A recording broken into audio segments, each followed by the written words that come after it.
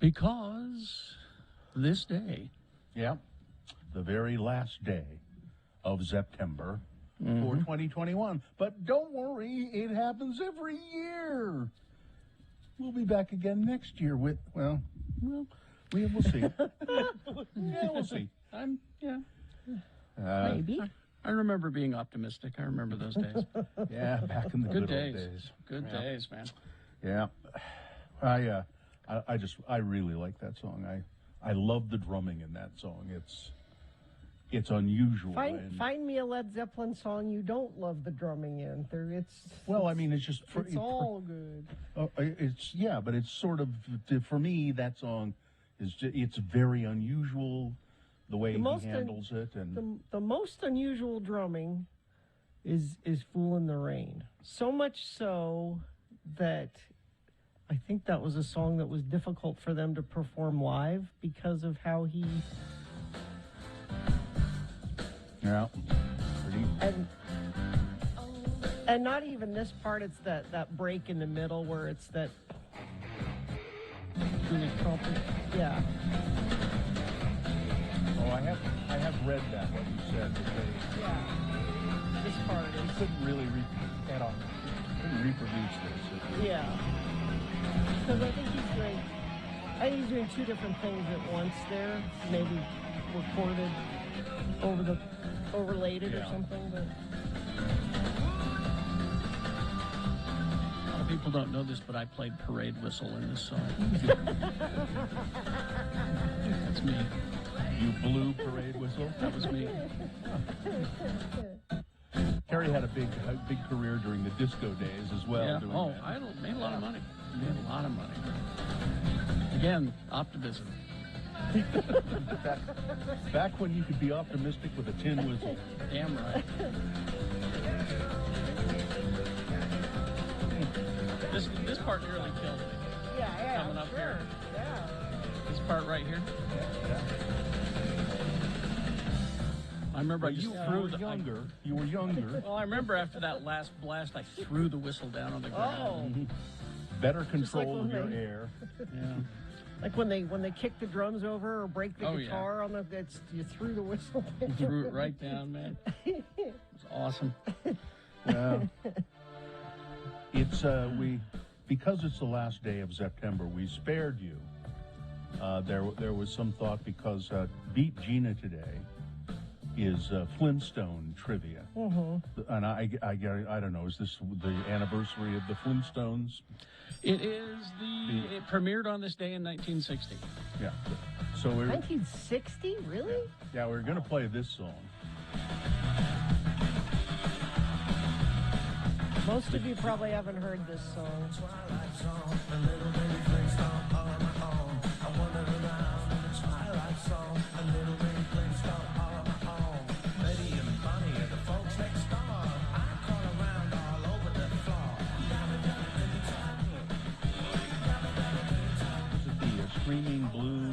Screaming Blue Messiahs.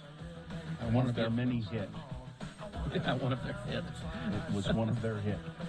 We played the hell out of this song. Yeah. But a long time ago. We had a long version of it that we played. Yeah, we had like 3 different mixes. You know. This has some drops from the Flintstones in it, but the one we played most, there was a whole center part of, Yeah, a bunch of it. I want to borrow a cup of red ants. Remember that? No. From Gruesome, next door. Yeah.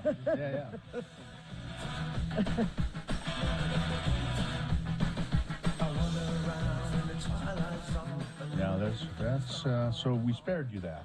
We spared you, kind of. The drumming in that We're is doing it fabulous. now. So. John Bonham drums on this record. Really? Yeah. He was in the Screaming Blue Messiah? Well, he did session with them. Oh. If you listen really carefully, too, Kerry's got a parade whistle in there somewhere. It's hidden. It's very subtle.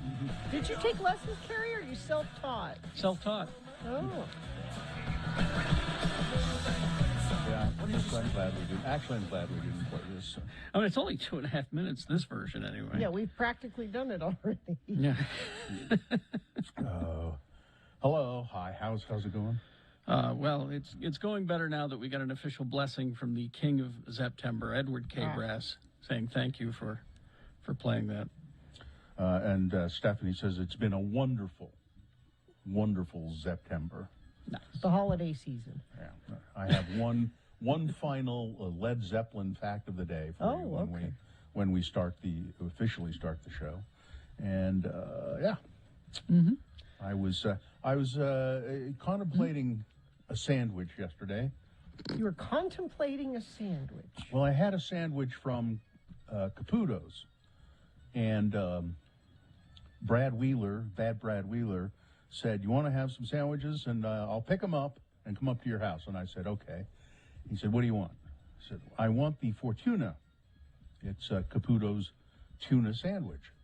And as I was looking at the menu and as I was contemplating the sandwich, I have always wondered why the tuna sandwich was called the Fortuna, until I really never. I used to. It would just sort of go through my mind.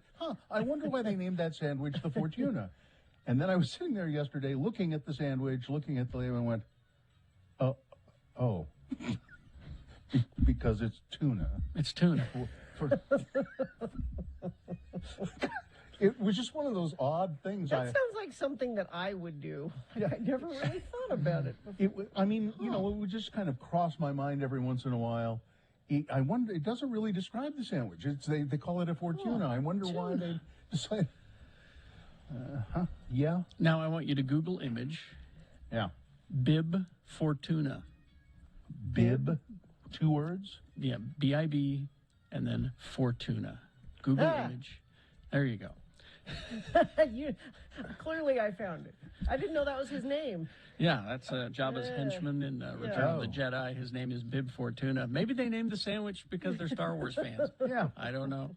I remember Looks that guy. like he could be a fish of some sort. Yeah.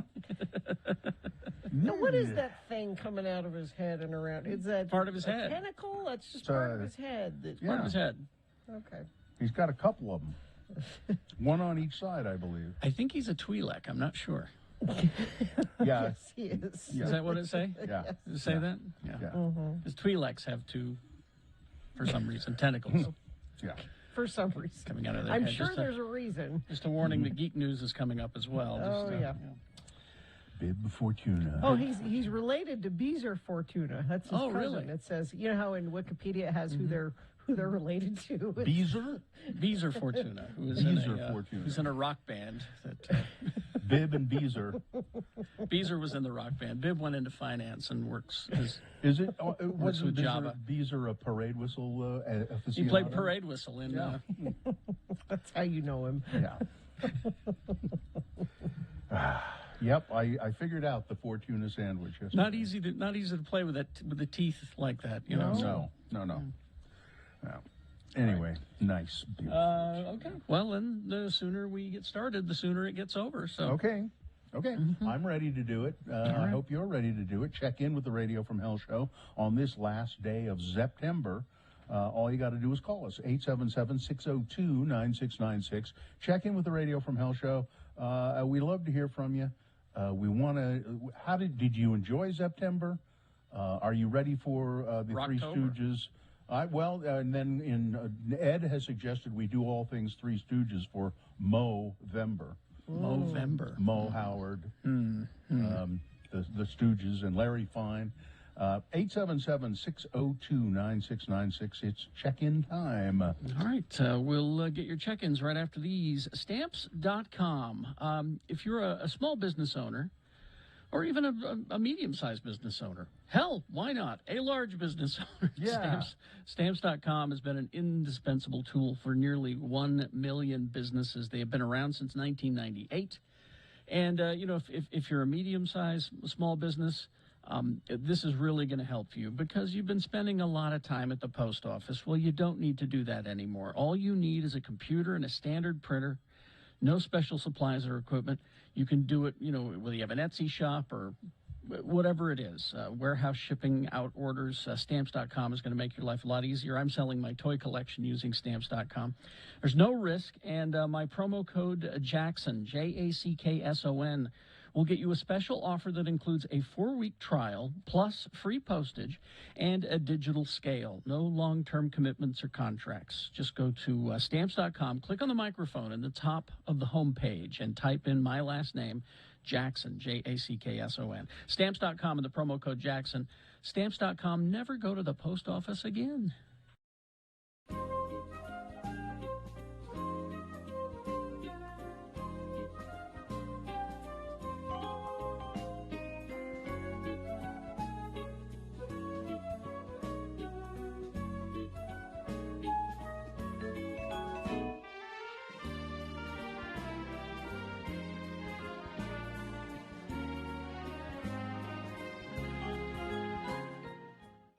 It's from the Girl Scouts. Okay. And then there's a nice letter say, "Hey Bill, we get you. You're a guy's guy. You have unassuming strength, a casual confidence, and an uncompromising integrity, and are so dumb you don't know this is a form letter. Well, they really know who I am. You know the spread of Sunday's game and have a steak ready to grill and a cold drink waiting in the fridge. You're man enough to be a Girl Scout." So I've been given a membership in the Girl Scouts. So what do you And then I got this. do? You have to sell your own Girl Scout cookies? No, I now? think what that means is they'll hit me up periodically for money. Yeah, it's a great gift, Yeah. Jen. I didn't want to Yeah. say that what they're doing is opening a door to something that Yeah. you will regret later. But Now I get this card. Now, little Bill, sick. He's sick. He was very ill. Barfing and all that. So that explains the card. And with this card came 3 pairs of really nice underpants. Patagonia, silk weight, boxer briefs. Underpants. Which I really like. And they're very, it's expensive underwear. I mean, I think they're $30 a piece or Wow. something like that. You should get a whole pair of pants for that. So here's the card that came with it. At least I'm too sick to cause trouble. Trouble. trouble. And then you open it up and says, "Or am I?" ? This is your Father's Day Yeah. card? Fortunately, you can cover your ass with these. Happy Father's Day. That's it. Too sick. At least I'm too sick to cause trouble. Trouble. Trouble. Yeah, trouble. And Or then am I? And then you open it up. That's a threat. Or am I? That's a threat, is what That's that exactly is. what it is. So it was my Father's Day threat. Yes. Anyway, that's nice to be a Girl Scout, though. Snowbird was awesome yesterday for Father's Day. There were a ton of people. Saw lots of friends of the program up there. They had garlic fries. It was perfect. They had bacon on sticks. Big, thick bacon on sticks. So Gina was happy, and that made it a good Father's Day because she got what she wanted. No, everybody got. Joe got a massage up at the cliff. Daddy Gary got a massage up at the cliff. Mm-hmm. But first and foremost, they had garlic They fries. had garlic fries and garlic bacon on fries. sticks. Yeah. I went out to the Christiansen Family Farm, Hog Heaven in Vernon, on Saturday and bought a bunch of meat. That was pork and beef, and that's actually for my wife's birthday. Who's her birthday today? She wanted meat for her birthday. The gift of meat. Everybody's got something. Yeah. You? No. Nothing. All right. What? Well, I'm not a father. Well, you didn't see your dad. I did. Oh, you did. Oh, see you your did. Yeah. see that. How's he doing? He's fine. Okay. Yeah. How's his Did you mustache? give him meat? No, he gives me meat. Oh, okay. He's the farmer. Harry gives him money. Yeah, I give him cash. We've discussed that. Here, Dad. He does it under the table so nobody can see. Yeah, there you go. Hold There you out go. your hand. Buy some more life-giving medicine. There you go.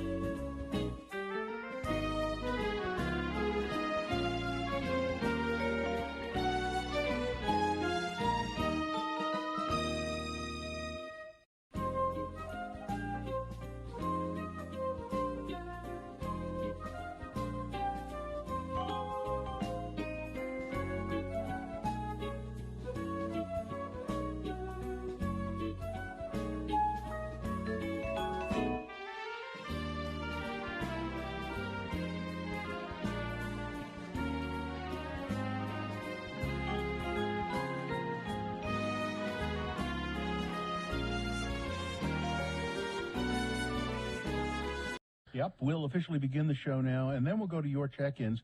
As far as I know, only one person is waiting on the line to check in.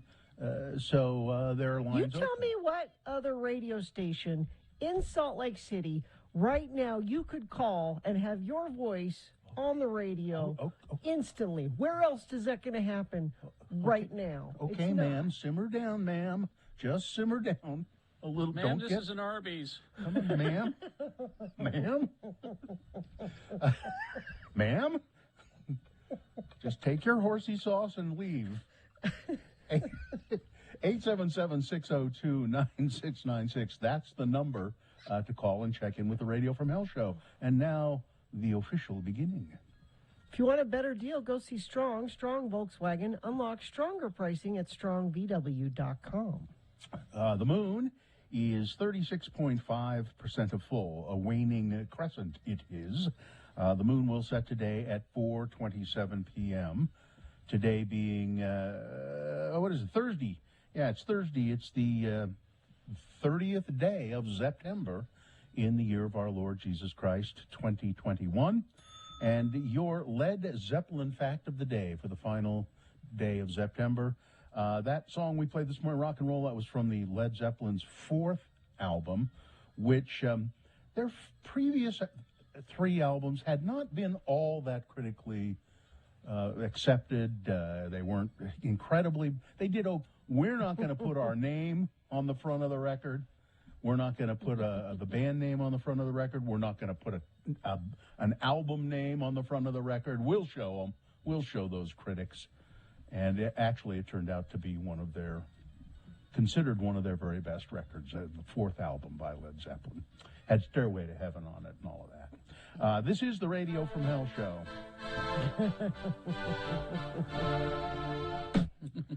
The Radio from Hell show starring the Lords of Morning Radio, Kerry Jackson.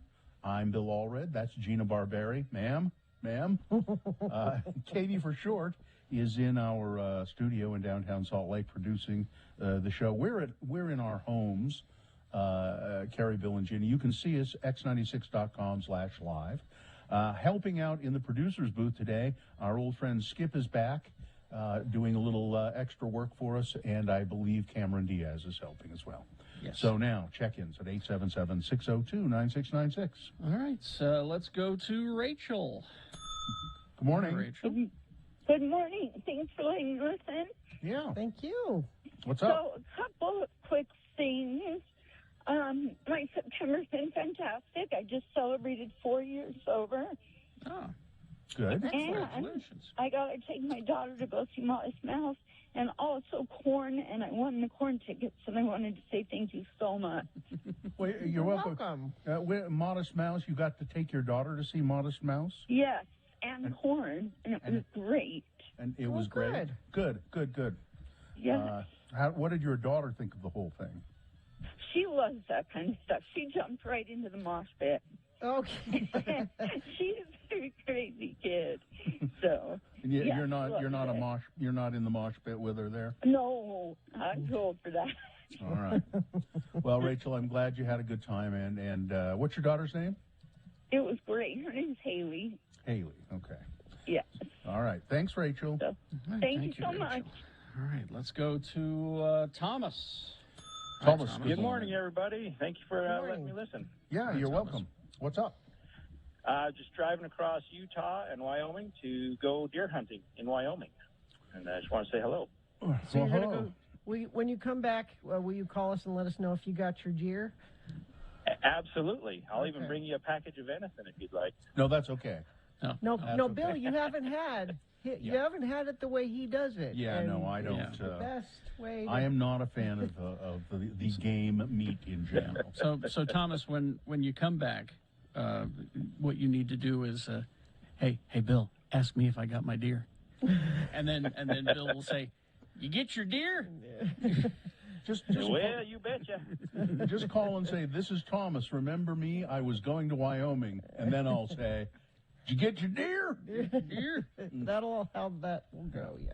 Well, listen, be careful, okay? I will. Thank All you, right. guys. Have a great day. Thank you. See you later. Bye-bye. All right. Let's see. Well, that's I didn't know we had deer hunters listening to our Sure, we have all kinds of folks listen. Yeah. We take all we can get, Bill. Remember, we want them all. We want every one of them. If we could have 14-year-old deer hunters, that would be perfect. You know, my 6th grade teacher, Mr. I think his name was Nelson, as I recall. He had a stiff leg, a leg that would not move. It had a brace on it, and it's because some years before he had been shot in the leg at deer hunting, and it, blew his kneecap off, and he said, but I still like to hunt. People, it's a dangerous sport sometimes. Yeah. Can be, yeah. I don't like that Muhammad enjoys it. It scares me to death. There are bullets whizzing around out there sometimes that you don't know where they're coming from. Yeah. Amen. And it's cold. Yeah. Yeah. And my Damn grandfather used to hang the carcasses in the basement. Yeah. You'd come home with his deer and they'd be, all dressed out, but then they'd be hanging in the basement for a while. I don't know why that I was. hope it was an unfinished basement, right? It was not. Yeah, pretty much. But it was just weird, I didn't care for it. But hang it out in the garage. He never asked me to go hunting with him, though, so.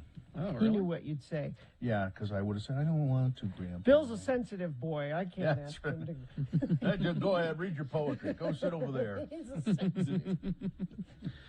One of my memories of going deer hunting, of course, I'm just a kid. My racist Uncle Joe was a Utah County sheriff. Oh, jeez. And he brought his service pistol with him, and was teaching me how to shoot it. And after I got done, my dad pulled me aside and he said, "Son, handguns are a magnet for trouble. Oh. Stick with the rifle." He's right. And I went, "Okay." He's right. Is that your dad's brother? My dad's brother, yeah. That was Going out on the hunt. No, I never had to do that. cold. Too damn cold. Yeah, I don't. And you're traipsing up and down the mountainside, and it's freezing, and you have to be quiet. And I suspect a lot of deer hunters go, and they sit around the fire outside of the camper, and drink, and that's about the extent of it. It's part of it. Here's a texter. I think there's some that's the only thing they do. Here's a texter. I know quite a few hunters that listen to radio from hell every morning. So, all right. hello, Well, hunters. I hope you get your deer. Get your deer. All right. Traffic, please, Gina. Let's see how the traffic is heading up to Wyoming. Oh, we've got, let's see, southbound I-15, 26 south of Woods Cross. There's been a crash reported at the off-ramp on the left side there. And that's the only accident being reported, so you should be clear sailing to go up to Wyoming today. If you see something that is not clear sailing on your way up there or anybody else, you should let us know. Text us 33986 and I will pass it along. Scott Hale is offering a $39 AC end of season, $49 furnace preseason or tune-up for both for only $59. Call 801-264-HALE. All right, we will take a break. We will be back. We've got big boy news and opinioendo coming up. Also, geek news on the way. At 7 o'clock, it's Beat Gina, Flintstones trivia. And I know we have a Radio from Hell face mask, but what do we have another prize? Yeah, we also have 311 tickets to give away. Well, if that's you can nice. beat me at Flintstones trivia, you could get that. That's coming up at 7. And then boners, of course, after that. Stand by for all of that. X96.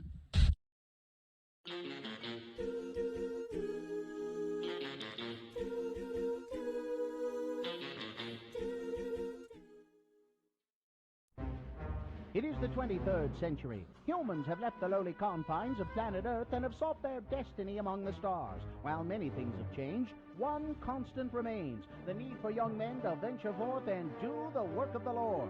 This is the tale of two such men who at the age of 19 have answered the call of their general authorities and are embarking on a 2-year mission to spread the gospel throughout the galaxy.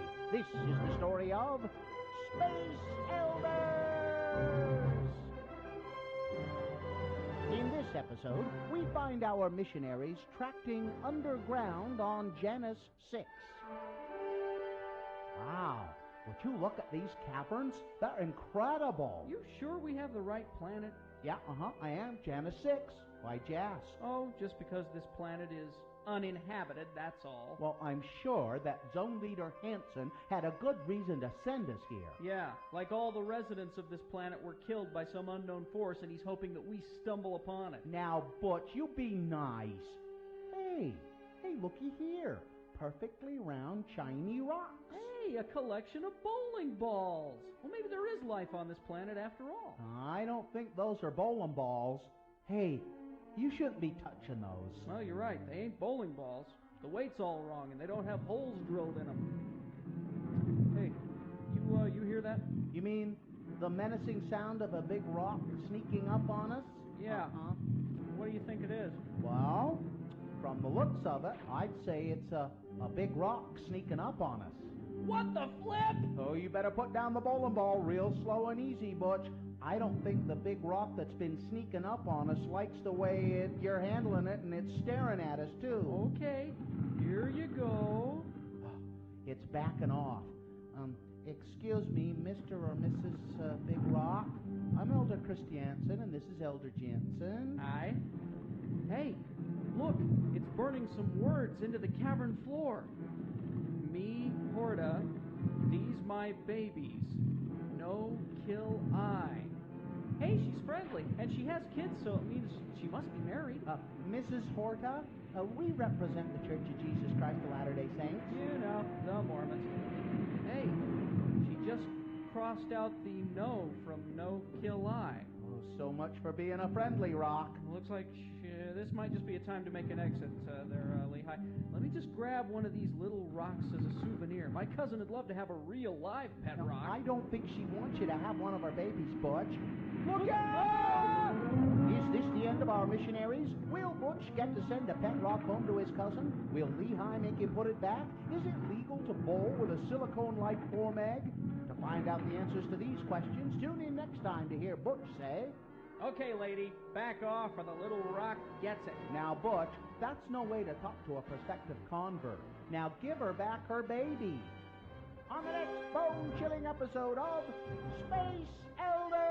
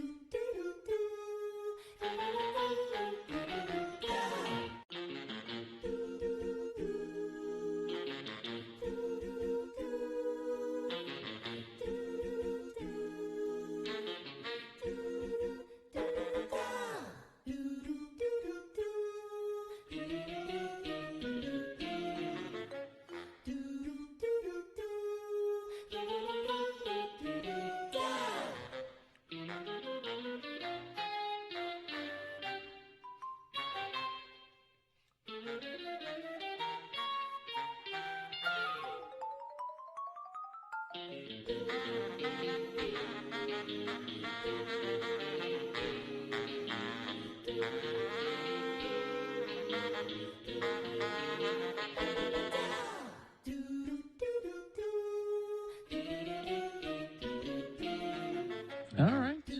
Yeah. One of our boner candidates today. The cause is rooting. The cause is rooting for you, Robert. Excellent. All right, so we got that coming up. But right now, let's get to some big boy news and opinioendo, brought to you by Katrubis Dodge is now Young Dodge Layton. New name, same great service and selection of vehicles. See selection online at Young Chrysler Dodge Jeep Ram.com. Think Young, think Layton. Well, he truly was one of a kind, an original.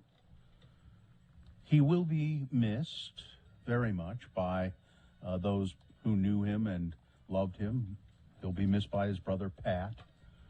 Will Bagley, historian who wrote clear-eyed and detailed accounts of Utah's past, particularly in a comprehensive and controversial book about the Mountain Meadows Massacre. Mr. Bagley has died at the age of 71 here in Salt Lake after suffering a stroke, apparently, according to his brother, Pat, who is, of course, the political cartoonist for the Salt Lake Tribune. Will's best-known book was Blood of the Prophets, Brigham Young and the Massacre at Mountain Meadows, published in 2002.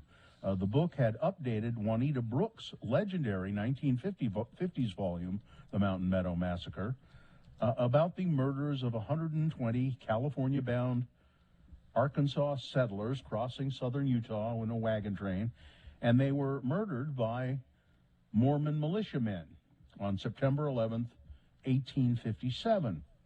Among the book's most incendiary points is Will Bagley's argument that Brigham Young, then president and prophet of the Church of Jesus Christ of Latter-day Saints, likely orchestrated the entire thing from Salt Lake City. Bagley didn't explicitly say Young had ordered the attack, but he insisted that claiming that Brigham Young had nothing to do with the Mountain Meadows Massacre, which many historians in that Brooks book did, they tried to kind of whitewash it. He said it was akin to arguing that Abraham Lincoln had nothing to do with the Civil War. In her review in the New York Review of Books, Pulitzer Prize-winning author Carolyn Fraser called the book an exhaustive, meticulously documented, highly readable history that captured the events and atmosphere that gave rise to the massacre. Will was, I knew him a little bit, and he was energetic as hell. He was really smart, and he was funny. He was a funny guy. What? Was he at Charles' funeral? Why do I feel like we saw him there? I was trying to think the last place. Maybe not, but I feel like we saw him not that long ago. If you go back into the archives of the Let's Go Eat show, there's an interview with Will and Pat together that I did. So Will Bagley, he was 71 years old. And most of that that I just gave to you came from an article by Sean Means in the Salt Lake Tribune. Britney Spears released from her father's conservatorship, or released from the iron grip of her father. Matthew S. Rosengart, the lawyer for Ms. Spears, addressed supporters after a judge suspended the singer's father, Jamie Spears, from his position as the conservator of his daughter's estate. Chris Pizzello, Associated Press, says for the first time since 2008, Ms. Spears will be without her father's oversight. This is kind of interesting, too, because now Mr. Spears, the father, is required to turn over all of the documentation he has. Yeah. He is supposed to have been keeping records and, particularly financial records. He has to turn all of that over to the court so that they can go through it. Now, the conservatorship is still in place. Yeah. They just appointed a different head of it. In case you missed it, by the way, now, I didn't know it was gone, but apparently Law & Order hasn't been on TV for a while. The series is coming back. I thought it was one of those shows that's like always on. No, it's, the reruns, but Yeah, new it ones is always on. new ones have not been on for a while, but it is returning to NBC for a 21st season. And I guess I don't think they've really announced who the actors are who are going to be in it, but it's coming back. Let's see. 15 more Utahns have died of COVID-19. That's just in the past day. One of them was a female between the age of 15 and 24, so it's essentially a very young person. There were 1,786 new cases, which brought the total number of cases recorded statewide to over 500,000 now. It's just in Utah, over 500,000 infections. People getting all up in your face about, vaccine mandates and how they're not constitutional. And Mike Lee is, going to the floor of the Senate every day trying to pass some piece of legislation. The United States owes its existence, this is in the New York Times, as a nation, partly to a vaccine mandate. Yep. In 1777, smallpox was big enough problem for the bedraggled American army that George Washington thought that it would jeopardize the Revolution. An outbreak had already led to one American defeat at the Battle of Quebec. To prevent more, George Washington, General Washington, then later the president of the country, ordered immunizations done quietly so that the British would not hear how many Americans were sick for all troops who had not yet had the virus, and it worked. The number of smallpox cases plummeted. Washington's army survived a war of attrition against the world's most powerful country at the time. And the immunization mandate, as Ron Chernow wrote in his 2010 Pulitzer Prize-winning biography of Washington, was as important as any military decision that the general made during the Revolutionary War. And in the decades that followed, immunization treatments became safer. The Revolutionary War method, the vaccine was kind of crude, and it killed about 2% of the people or 3% of the people who it was given to. But the vaccine became more refined. Mandates became more common in the military and beyond. They also tended to generate hostility. There's always been some measure of hostility against them. A Cambridge, Massachusetts pastor took his opposition to smallpox vaccines all the way to the Supreme Court in 1905, and he lost that case in 1905. 50 years later, while most Americans were celebrating the start of a mass vaccination campaign against polio, there were still some dissenters, and a United States Wire Service article that ran in newspapers across the country in 1955 reported hundreds of doctors and registered nurses stood ready to begin the stupendous task of inoculating millions of children all over the country. There were some hitches in that program, but it went pretty well, and the courts have upheld that again as well. This is an important thing to do, and it's not unconstitutional. And the people that are against them are the very, very vocal minority. The healthcare system in New York, where they've said, we're going to fire you if you don't get vaccinated, and we're all going to quit. Some people, but most of them got the shot. Yeah. Most of the police officers got the shot. Most of we're not hearing about all the people that are doing the right thing. We're hearing very loudly from the people that aren't. Yeah. And doing the right thing, that's the key there, because you look at the instance with George Washington. You look at World War I and World War II, where we all came together as a country against something. Well, we didn't. The internet wasn't around then to sow discord from foreign and bad actors. The internet is the reason that this is all happening. A vigil was held Wednesday evening, last night, to remember the life of University of Utah football player Aaron Lowe, who was shot and killed early Sunday morning at a house party in Salt Lake. We should all be grateful for the time we had with Aaron, said Coach Kyle Whittingham. Such a tragic and seemingly senseless loss. Leaders with the University of Utah, community members, students, and Lowe's teammates all participated in the vigil. A naked man was arrested after lighting a motorhome on fire and then running from the cops. Tell me it's Florida. No, it's here, West Jordan, Utah. 43-year-old Owen Tyler Dellinger was booked into the Salt Lake County Jail on the offenses of aggravated arson, lewdness, criminal trespassing, other charges.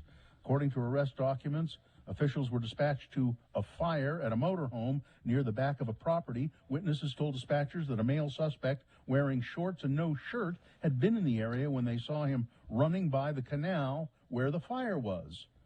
Officers found Mr. Dellinger naked, gave him commands to stop. However, he ran away. Once officers were able to get Mr. Dellinger in handcuffs and escort him to a patrol vehicle, he tried to run away again. I assume they put some pants on him at some point. Someone put some pants on him. Yeah.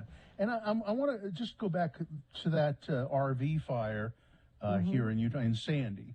Mm-hmm. I was in the parking lot of a Walmart. Yeah. And so the fire, one person got burned and 3 pets inside the motorhome were killed. Oh. The couple who owned the motorhome, it was 2:30 in the morning. Yes. There was a fuel line problem of some sort with the motorhome, and they were trying to fix it. And they for light, they were using a candle. They were using a candle so they could see what they were doing while they were fixing a fuel line. In the Walmart, A candle. a candle. Yeah. Man, that story has just been stuck in my head ever I know, since you I told did us it yesterday. yesterday. I know. It's a candle. In your head, you keep just saying a candle. I mean, how I don't. Bill, there are many poor choices that led them to that moment. Yes, indeed. Of And the then candle. just finally this really quickly, and Carrie, this could, I know we got geek news. Todd McFarlane, or McFarlane Toys, did you Yes. see this? Mhm. Are you going to talk about that? No. Okay. Go ahead. They're doing a Stormtrooper action figure, and it's George Lucas. Now, this is not the first time this action figure has been made. Oh. They made one that was a smaller version. The reason this is a different story is because it's a different series. It's a different size, and it's better sculpted. Because I had one that was a 3 3/4 of George Lucas in a Stormtrooper costume, and I sold it just recently. I think it's McFarlane but that's this is- doing it, but I Is it didn't a know stormtrooper McFarlane. without a neck? Is Yeah. it? no chin. It's got no chin. I didn't know McFarlane had a Star Wars license, but Maybe it's a different, because McFarlane was also in the news because they were doing think Princess that's- Bride. yeah, I think you're getting them I think I am too. confligated because Star Wars practically owns Kenner Hasbro. Yeah. All right, sports weather, traffic, Gina.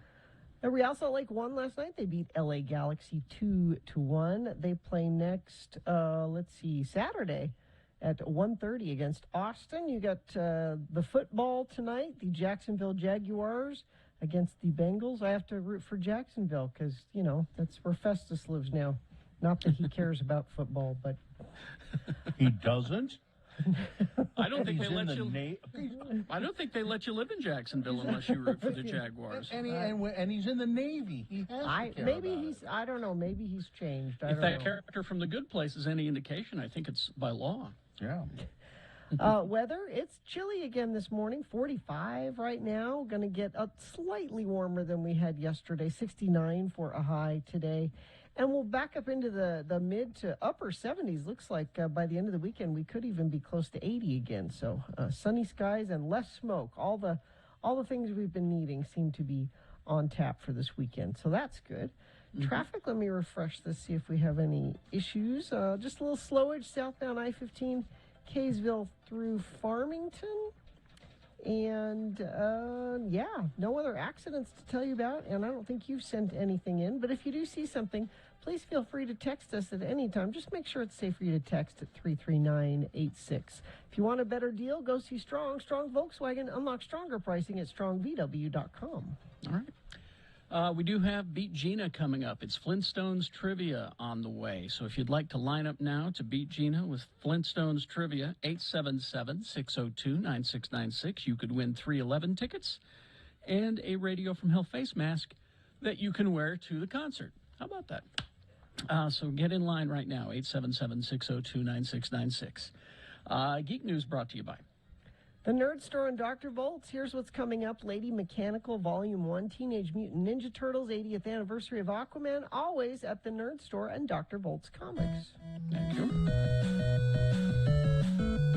All right. Well, things things are never going to go back to normal, I think.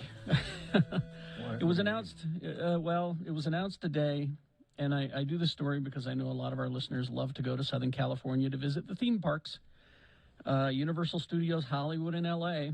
Will begin mandatory vaccination and testing proof for protection against COVID-19 for visitors age 12 and above starting October 7th. So keep that in mind if you're heading down there. It's in line with the new orders from L.A. County's Public Health Department. Guests will have to show proof of an FDA or WHO-approved vaccination that is at least 2 weeks post-final dosage, or a negative COVID-19 test result taken within 72 hours of their visit. Beyond that, all guests above the age of 18 will be subject to photo ID checks. Universal's new rules won't stop there, regardless of vaccination status. Once within the park, guests will have to wear masks, whether indoors or outdoors. Good. And encouraged to keep a safe distance between travel parties while in the parks, remain focused on maintaining the highest cleanliness and sanitation. So all of that, that's in addition to the banking records that you have to show them, proof of... Give them a vial of blood. Yeah. Now, here's the things that Disney has yet to implement similar mandates for proof of vaccination. Disneyland in Anaheim. So I'm sure that it's just coming up probably later today. I'll bet that they make an announcement. Now, this next thing, I wasn't going to talk about this today. I wasn't planning on it because it surprised me, and I thought it was kind of cool. But then I wake up this morning, and Geek Internet, Geek Twitter, they're all talking about this thing because it was just kind of mysteriously dropped yesterday. Now, what it is you go to your Disney Plus and look up, it's right there. It's called Galaxy of Sound, Star Wars Galaxy of Sound. And this is not it. I just thought I'd throw in some sound effects. But it's 8 episodes, 8 or 9 episodes, and they're like 10 minutes long. And all it is scenes from the movies with the dialogue taken out and just the sounds. And now, see, I'm a nerd for this because Ben Burtt is the guy who created all of these sound effects that you know and love and are a part of your DNA. The lightsaber, R2-D2, all of those, the TIE fighter sound. He created all of them. And so in a way, this is a salute to Ben Burtt. But it was just such a strange thing to find as I was flipping around yesterday. Star Wars Galaxy of Sound. Each episode is themed. So there's and they're nebulous themes like wonder, excitement, the dark side, But I watched one that was just ships because, I love my spaceship porn. It's just spaceships taking off and landing. And You are just going to have this constantly running in the background at your house, aren't you? It's just kind of at a low level. I mean, I just kind of skimmed it yesterday, but now I'm going to spend some time with it today. But I just thought it was fascinating that they did that. No announcement, just here, go. Listen to this. Does anyone remember the show Babylon 5? Yeah, sure. I used to watch it. Oh, it's because it had your favorite character in it. Veer! Veer. What was his name? Flounder, that actor. Oh, yeah. I never watched the show. Animal House. I was familiar. Stephen First. Stephen First, thank you. He was on it.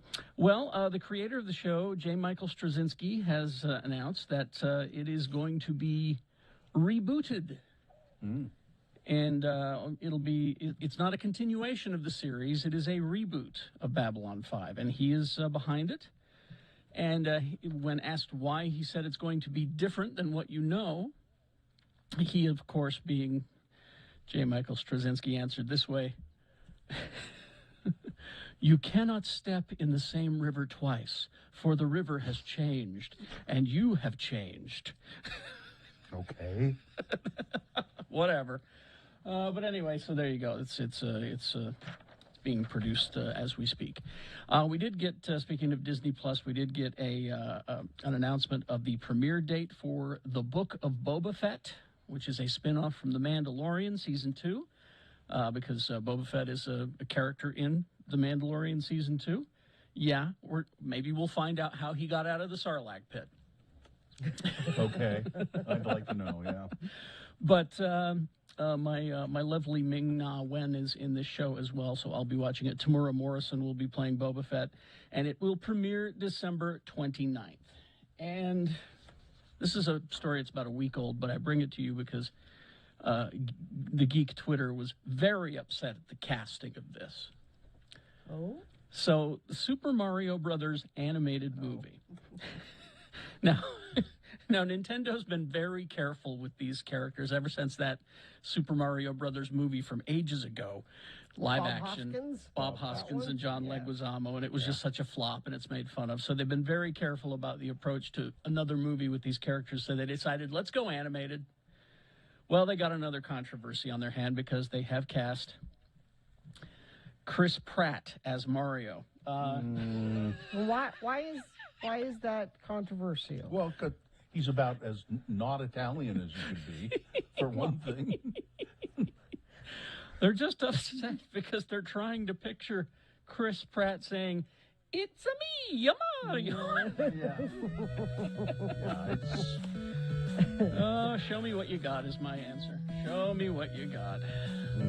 All right. Traffic, please.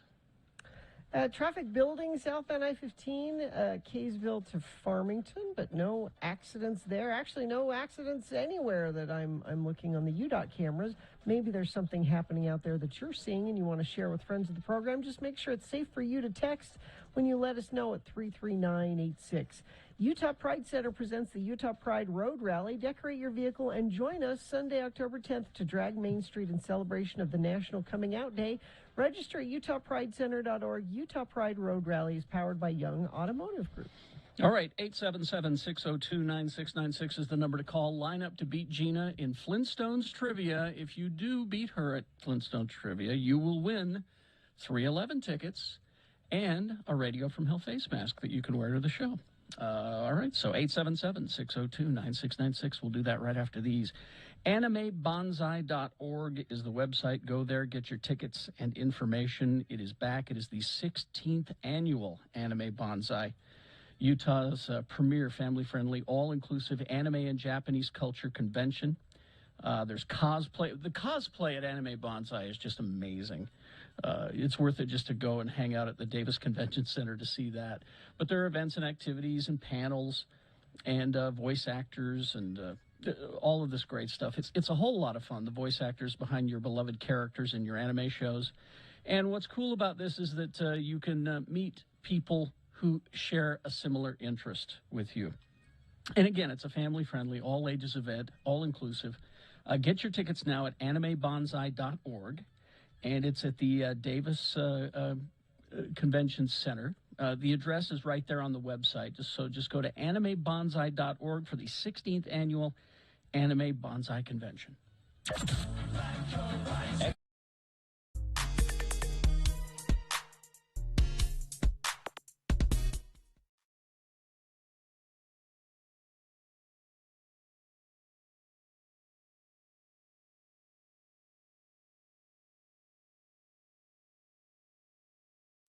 So when is Seymour coming? Well, he said he'd be here now. He says he's got some real good stuff for us, stuff that's going to make us some dough. None of his ideas have panned out so far. You said hiring a personal manager to get us some outside projects would be a good thing. I know. You said that we'd start making some extra money. I know. Nothing so far, partner. Nil. Nothing. We haven't seen a dime. Well, Seymour says we're too picky. Says we have to bend a little bit.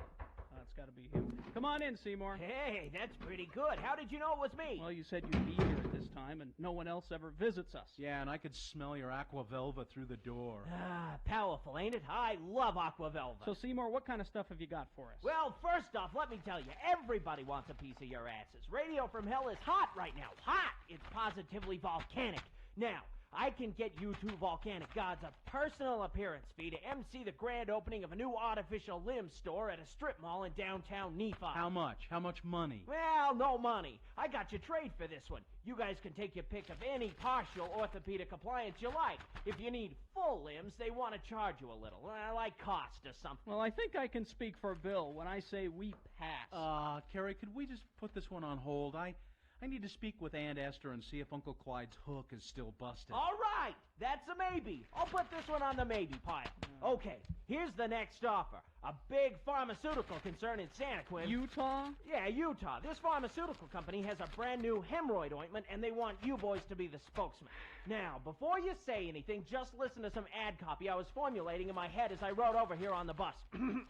Hi, we're Carrie and Bill, and being DJs, we spend most of the day sitting on our asses. Boy, do we know about hemorrhoids. Something, something, something, vamp, vamp, vamp. So get rid of your hemorrhoids right away with Roid Away. Roid away? Let me guess. No money for this one either? I think I speak for Bill when I say we will not endorse Roid Away for trade. Tell Roid Away to take their proposal and shove it up there. No, hold on, Carrie. I've been kind of inflamed lately. It's on the maybe pile. Here's the next deal. The Mighty Morphin Hell Rangers. You two can morph from yourselves into these guys wearing tight leather outfits and football helmets. Absolutely not. Look at Bill's gut. Do we want our fans to see that gut in tight leather? I think I speak for Bill when I say... Wait, Carrie. Hey, Seymour, is it pink leather? I just love pink leather. On the maybe pile. Finally this. You guys know them little Looney Tune Kids cartoons, Teeny Toons or whatever? Yeah. Very popular. Little Bobby? Huge. Muppet Babies? The biggest. Well, picture this. Carrie and Bill cartoons with the two of you as little baby DJs getting into all kinds of radio adventures at a grown-ups radio station. It's called Hell Babies. What do you say? I want to turn this down, but before I do, let me ask Bill. What do you think? Seymour, would only my cartoon wear a diaper, or could I get to really wear a diaper sometimes? On the maybe pile. Maybe pile. Yeah, maybe. Yeah.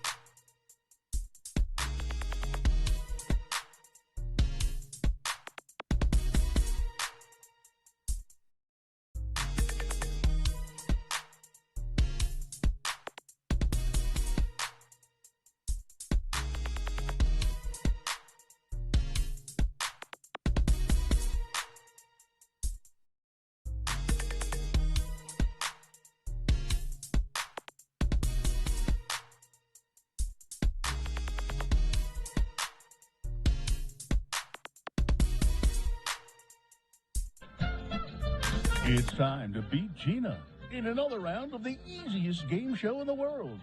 We can usually predict who will win the game on the basis of who wins the coin toss. Although that didn't hold true last week when, due to technical reasons, yours truly, Johnny, not Gilbert, had to play against La Barberi.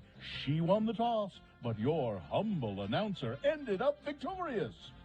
And now, let's welcome to the radio stage the game show host that everyone admires. He gave up a promising musical career as a master of the parade whistle to become a game show host who rocketed to the top of the hosting pile in short order. Here he is, costumed in caveman couture by Mr. Freddy's Neanderthal Necessaries in La Brea, California, Kerry Jack Jackson. Thank you, Johnny. Oh, just rubbing in his win from last week. I'll never hear the end of it. Probably not.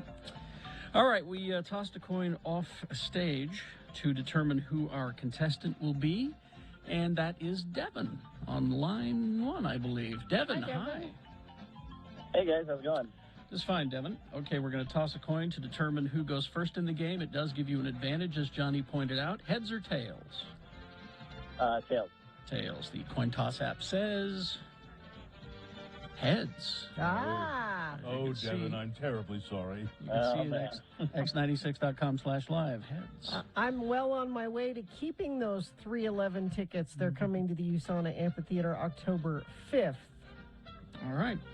So, Devin, the first question goes to Gina. She has a chance to answer it exclusively. And if she gets it right, she gets the point. If she gets it wrong, then you get a chance to steal the point away from her, answering the question correctly. And we'll go back and forth until one of you has 3 points. And then we'll declare a winner. All right.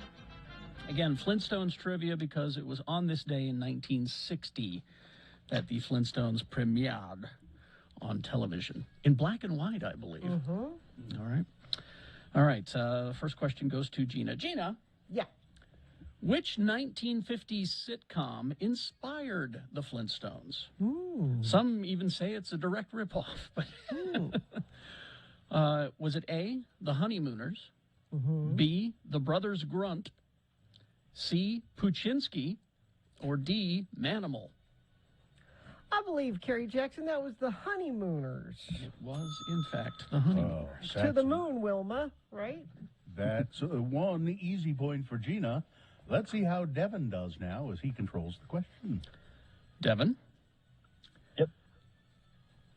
The Flintstones have a cat. Did you know that? A lot of people don't. Nope. If you look at the end of the credits, the cat gets kicked out. Remember, the cat gets kicked out every time. What kind of cat do the Flintstones have? Was it A, saber-toothed tiger named Baby Puss? B, excuse me, they canonically have a dog according to the comics. C, a Xenosimulius named Xenu. Or D, Garfield. I'm going to go with A. A saber-toothed tiger named Baby Puss is correct. That's 1-1. The game is tied. Gina controls the question. Gina? Yeah. Fred Flintstone attended college. Bet you didn't know that. No. Which college did Fred once attend? Was it A, Salt Lick Community College?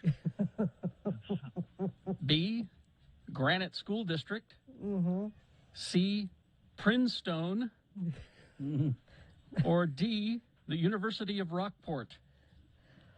I'm going to say Princeton. That is correct. That is correct. It's 2-1. Now, Devin, you have a chance to tie the game. Devin, what does Fred Flintstone do for work? What is his job? Is it A, he works for a rock insurance company where their slogan is, get a piece of the rock? B, he's a crane operator at a rock quarry? C, he's a self-made girl boss selling essential oils? Or D, he's a repo man who throws people defaulting on their payments to the lions? C would have been an awesome show, but I'm going to go with B. B, he is a crane operator. That's correct. Now it's tied again. Now Gina controls the question. If she gets this one right, I believe she wins the game. Yes, I've calculated the points. Yes, Gina will win the game if she gets this one correct.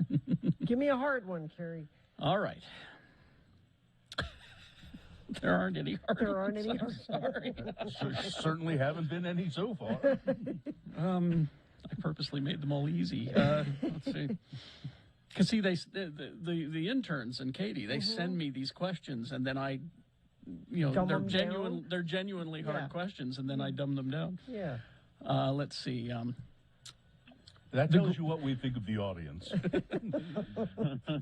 Gina, the great Gazoo is a character that appears on the Flintstones every now and then, voiced by the immortal Harvey Korman. And the great Gazoo is a magic creature, a Martian, who has magic abilities. But he also has a nickname for Fred and Barney. Okay. He calls them what? Is it A, Dum-Dums, B, Southern Hairy-Nosed Wombats, C, Liberals, Or D, bitches. I would love it to be bitches, but I think it's dum-dums. It is, in fact, dum-dums. Well, there you go. Sorry, Devin, you just didn't have a chance. Gina wins the game. No tickets for you. I'm No, sorry. wait, now, Johnny, no, Terribly wait, sorry. wait a minute, John. If Devin agrees to patronize a local business, Devin, are you going to do that? Mm-hmm. Yes, definitely. Which one? The Copper Miner Saloon in Magna. Oh, Okay, if you go there, then I think a fair trade would be tickets to see 311 at USANA Amphitheater on October 5th, and we'll throw in a Radio from Hell face mask that we insist you wear the entire time you were at This the is concert. certainly unprecedented. Today. I'll take Has it. not happened today at all. All right, hang on the line, Devin, and we'll get your information and get you those tickets. All right. And say hello to all of my pals at the saloon. All right. The throwing people to the lions that default on their payments. Yeah. While I was doing my research, that's actually in the cartoon. It is? Yeah, they would throw people to the lions if they defaulted on payments. There was a repo man. Barney did that for a while. Barney's too sweet to do that. Yes. All right. Traffic, please, Gina. Yeah, things are moving well. Nice job, everybody. I see no accidents or even any slowdowns happening right now. Now, perhaps you're seeing something that UDOT is ignoring.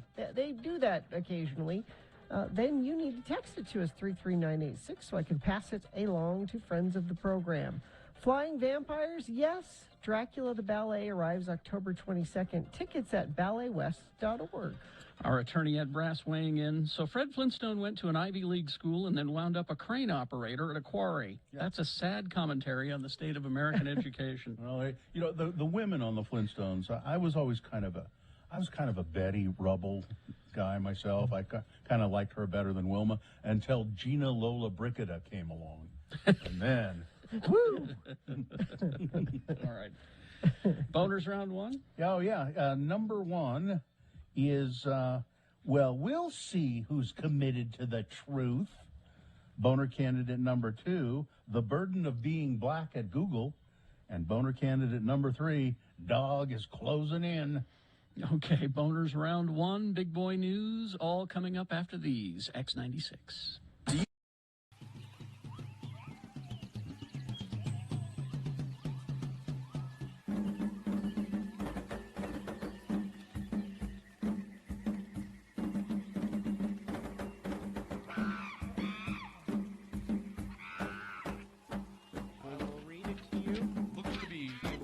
Typewritten. Yes. Wow. Typewritten, actual letter dated the 9th of October. Nice. Mm-hmm. Look You're at a it. lucky girl. Don't you wish you got more letters? Oh, you bet. Actual letters? I sure do. The only thing that could make that Email better. doesn't sound like this. The only thing that could make that better is if that had been handwritten. That's true. Oh, that would have been really special. Gina, I would ask you to think about a time before cell phones, blogs, Facebooks, and Twittering. Back a time when people actually wrote letters. A simpler time. Yeah. We raised our kids in the physical world. Yeah. We threw our money away on frivolously silly things. We pursued tangible hobbies, or at least had fun playing. We traveled where we wanted to, when we wanted to. The world was ours for the taking. And we had meaningful conversations with people who were important to us, either face-to-face or on the telephone. Is this from your first boyfriend? No. Those people, if they judged us at all, were polite enough to do so in a way that led to improvement. Okay. What has changed? Nothing, of course, but the perception is now that we have to record or display every aspect of our lives and activities and do it as quickly as possible. Twitter. Does it really matter if you learn that someone took her kids to the park last Tuesday? No. Are a million meaningless opinions any better than a few well-considered ones? No. Must you change your life to fit into the false standard propagated by people you don't even know? No. Of course not. The most dangerous trap to fall into is trying to be someone you're not, for whatever reason. For the love of all things irrational, Gina, just be yourself. It's what makes life worth living. Stop Twittering. Sincerely, Martin Noonzert. P.S. Your bio on the X96 website is not up to date.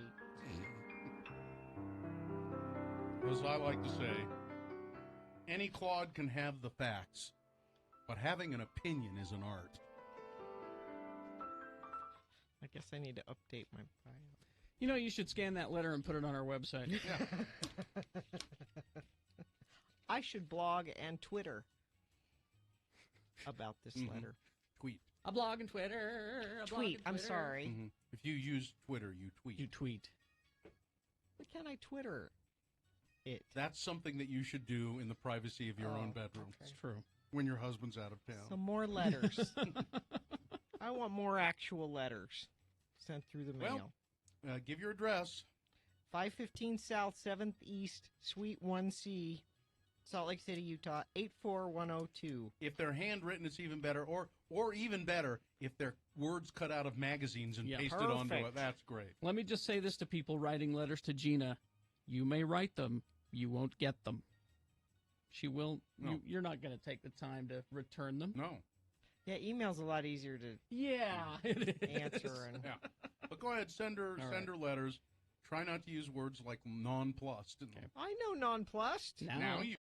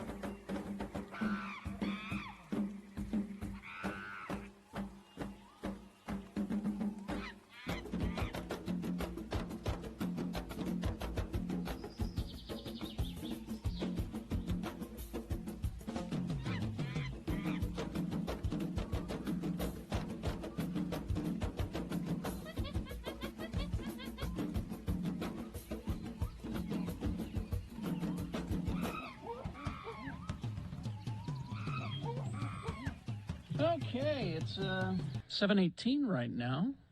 Everybody all right? Sure. Yeah. No? Yeah? No, I was sick last night. Oh. Pepto? Have some Pepto? No. Kaopectate? You got to get all that out of you. Oh. And Yeah. that's what I spent about an hour and a half doing. Just gotta Coming let out it of see. both ends. See, this is where Bill and I agree against you, Gina. It's we don't take stuff to stop it up so it stays inside of us. Yeah, no. We want that out of there. Get that out. It was no choice. My stomach was cramped so bad I couldn't. Anyway, isn't that a wonderful topic for a morning show? Good morning, What are you everybody. having for breakfast? Yeah. Well, all right. I was just checking on everybody, see if everyone's okay. Are you fine? I'm fine. Yeah. Okay.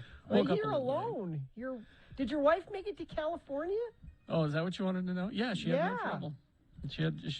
She took the electric car down, and this was kind of a little terrifying for you were nervous about it. Made me a little nervous. Now she did the research, and there are things that this car can do that I did not know that it can do, and it can fly, can't it?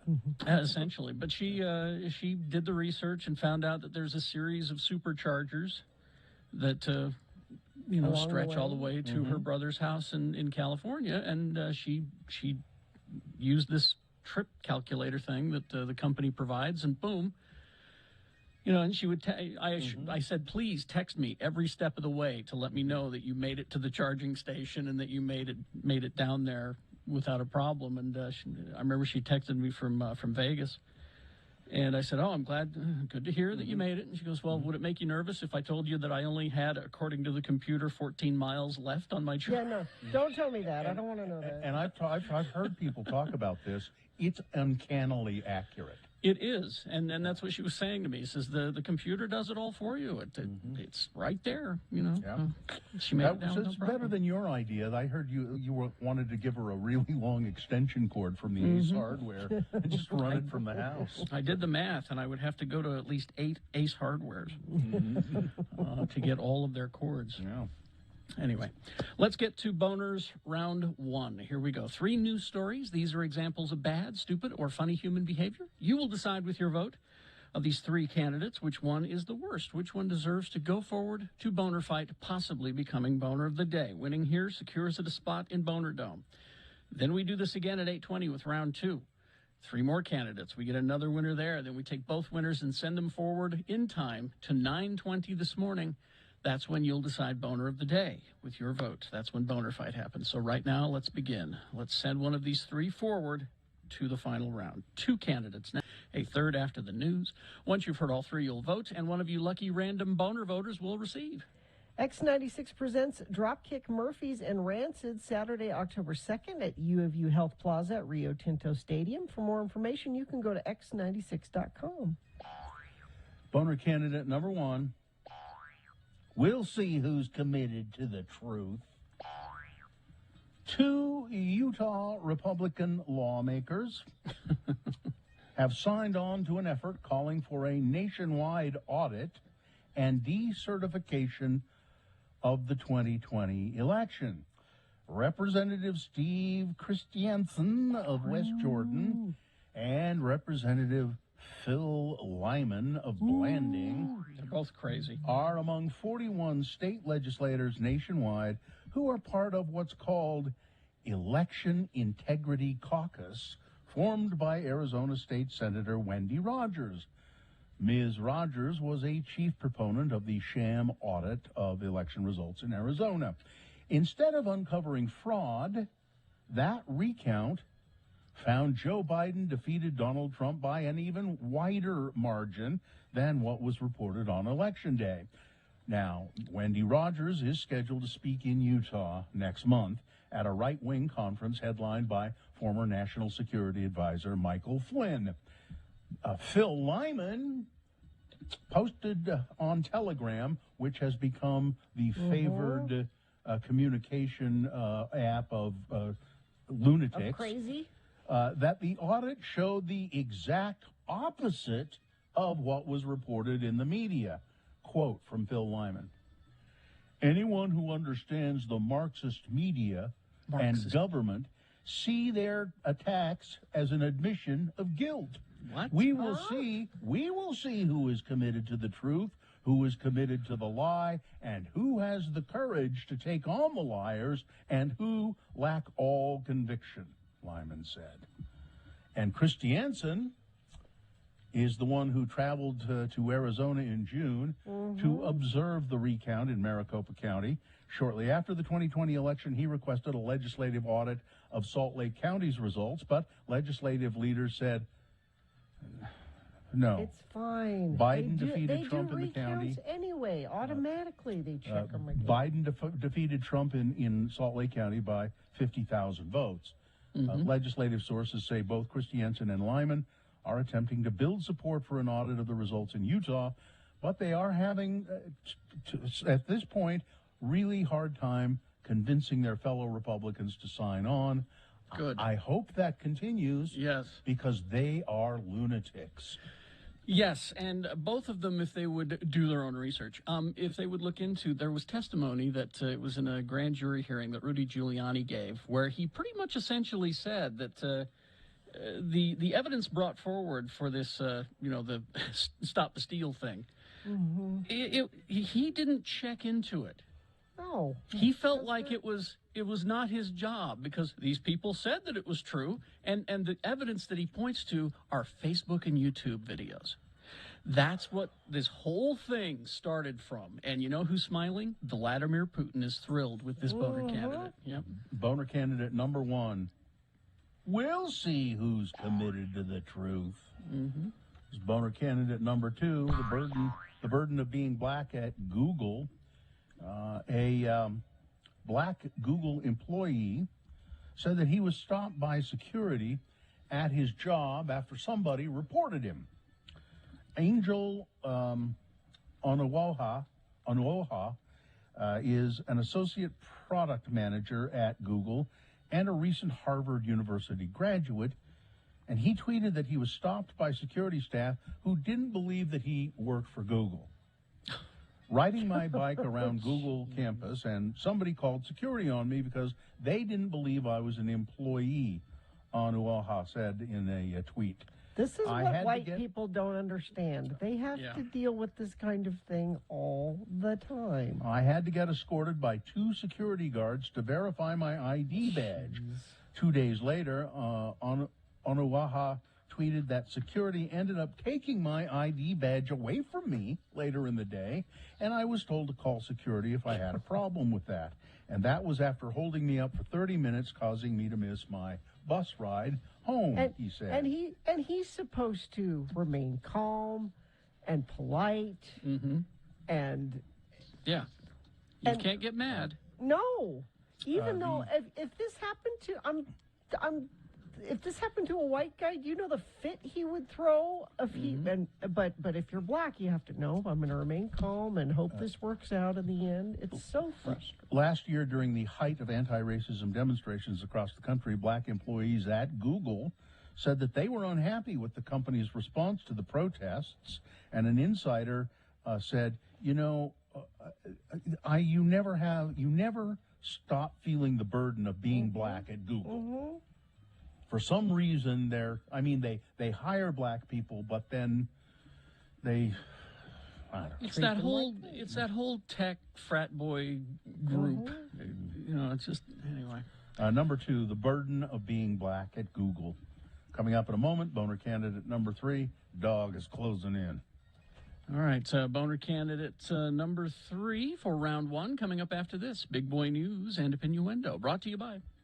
Are you searching for Pokemon? Locally owned Haster Games has the best selection of Pokemon, Dungeons & Dragons, Magic, and more. Shop online at HasterGames.com or visit the store, 6831 South State. Curbside service is available. Tragedy. He was one of a kind, an original. He will be missed. Tommy Kirk, best known for playing Travis in the most depressing movie ever made. 1957 Disney classic, Old Yeller. Tommy Kirk has died at the age of 79. Law enforcement sources tell TMZ that Tommy's neighbors found him dead in his Las Vegas home around 8 p.m. on Tuesday. No foul play suspected. Tommy was a teenager when he got his big break in Old Yeller, the most depressing story ever written about a boy and his heroic dog, Yeller. He was Disney's go-to kid actor to fill in that all-American persona, leading to roles in other Disney films, including The Shaggy Dog, Swiss Family Robinson, The Misadventures of Merlin Jones. Well, he was discovered in 1954 as a 13-year-old while performing opposite Will Rogers Jr. in a play, Awe Wilderness, at the Pasadena Playhouse. Legend has it that Tommy had auditioned for a role because nobody else auditioned for it, and that's the reason he got the part. I guess it's yours. It's yours, buddy. Take it, kid. He ultimately ended up getting cast in the Mickey Mouse Club, appeared in several other TV shows, and then Old Yeller shot him to stardom. Now, there is a story that his time at Disney was not without controversy, because at some point, Tommy Kirk said, I realized I was gay. I kind of, he said, but at 21, I just had to admit it. At the age of 21, I had to admit it. I'm gay. And when Walt found out, he personally fired Tommy Kirk. Oh, that's terrible. Yeah. Really? That's terrible. Yeah, that's the story. Oh. He said, I came out and Walt did not care for that, and so he fired me. Well, and being a Mystery Science Theater fan, I will be pulling out a couple of episodes of Mystery Science Theater that star Tommy Kirk Catalina Caper, and Village of the Giants. Oh, that's right, Village of the Giants. I kind of like that movie, actually. The feds are investigating Brian Laundrie's family, and according to the family attorney, Steve Bertolino, they bought a new phone, and they think that that's the one that Brian left behind at home. And because you remember, said he went off to go camping and he didn't take his phone or his phone's here. He's got to be coming back. The FBI is in possession of that phone. They are on the hunt for a burner phone that Brian Laundrie allegedly purchased the day he went missing. Sources connected to the manhunt for Laundrie tell TMZ FBI agents recently visited an AT&T store in Northport, Florida, where Laundrie's parents live, and they seized surveillance footage. TMZ says that Brian Laundrie went to the store on September 14th with an older woman. They weren't quite sure who it was, and they purchased the phone before they left. And they think his parents helped him get away. They should put them in jail until they tell the truth. YouTube has they are banning an immediate ban on false claims that vaccines are dangerous. Good. If that shows up anywhere on YouTube, they'll pull it off the minute they see it. This is they say that they're going to police it, and I wish Twitter and Facebook would do the same thing. At least Facebook, yeah. Please just really just watch, because you can watch it closely. And what's his name? Zuckerberg will give you some razzmatazz roundabout, freedom of speech kind of bull crap. Now, there are a couple of caveats to this YouTube thing, and one of them is if you're talking personally about the side effects that you experienced, then they'll allow that. And there was another one, and I can't remember. But you know who's the most angry about this? Who? Russia. They're very upset. Why would they? I'm not kidding. Well, they are enjoying the civil disobedience that's come about because of vaccine denying. And a lot of their stuff that is provided by RT, Russian television, is this anti-vax propaganda. They are furious and are threatening to shut down YouTube in Russia because of this. Yep. Let's see. Here in Utah, to protect staff from angry parents, teachers at Tooele High School were instructed last week not to confront any students who had refused to get tested for COVID-19 but showed up to class anyway, in defiance of outbreak rules. The direction from administrators came after the school hit the designated level for COVID-19 outbreak on September 14th. At that point, all students were supposed to be tested for the virus under the state's required Test to Stay program. But kids who test negative, they could return to class, continue learning in person. Those who test positive or refuse to test are by law ordered to stay home and out of school for 2 weeks. The administration told us in a faculty meeting that if a student refused testing and showed up to class, we shouldn't send them out, a teacher said. What if they show up with a T-shirt that has the F word on it? Will they send them? Don't create a scene. Let them stay in class.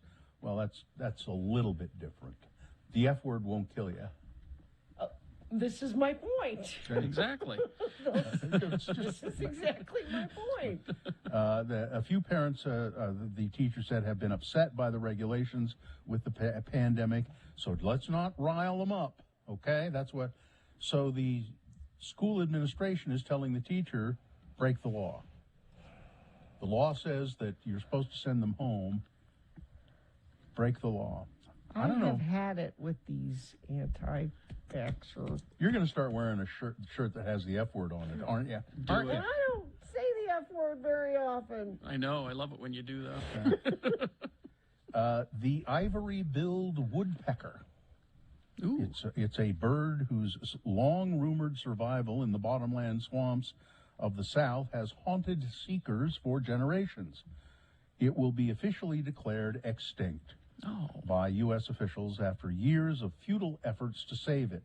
It earned its nickname because it is very big. It's a beautiful bird, and people who spot it,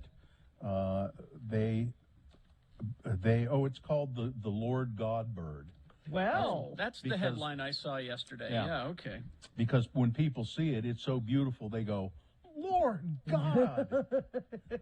now I even want the- to see it. Well, yeah, you can see a picture of it, but they don't have them anymore. And the Fish and Wildlife Service underscores what scientists say is an accelerating rate of extinction worldwide. 23 animals and plants have been taken off the endangered species list, not because they're doing well, it's because they can't find any evidence of them anymore. Oh. 23 different species have gone extinct. And they say it's not because of natural selection, it's because of intrusions by man. There are 9 birds, a bat, a plant, as well as 8 types of freshwater mussels that once inhabited riverbeds from Illinois to Georgia. Now those mussels, they could have just gone to another state because, as we know, aquatic hitchhikers are prevalent. They're quite good at hitchhiking. I'm so. supposed to beware of them. Yeah. Man, it's just weird that 23 species, they just can't find any species and plants. They can't find any evidence of them. I guess that's it. Yeah. Yep. That's it. Weather, traffic. Well, it's chilly again, 45 currently, only going to get up to 68, but nice and sunny today, and the smoke should be better, and we will gradually warm up as the weekend goes on. We'll be close to 80 by Monday, it looks like, so we're not just hanging out in the cool weather all the time now. We'll have a lovely weekend, it looks like, and it's a lovely drive right now. Mostly things are moving well. The only accident I have to tell you about, crash northbound Redwood Road, 31st South in West Valley. 2 right lanes are blocked. The westbound lane's blocked. Eastbound left lane blocked. That is the only accident that UDOT is telling me about. If you have something, you can text it into us, 33986. Don't miss Cirque Mechanics, the greatest contribution to the American circus since Cirque du Soleil. One night only, October 7th at Kingsbury Hall.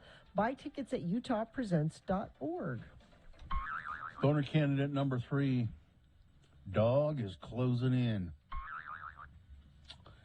So I wonder what's going to happen when Dog the Bounty Hunter does not find Brian Laundrie. I don't know. I think he might.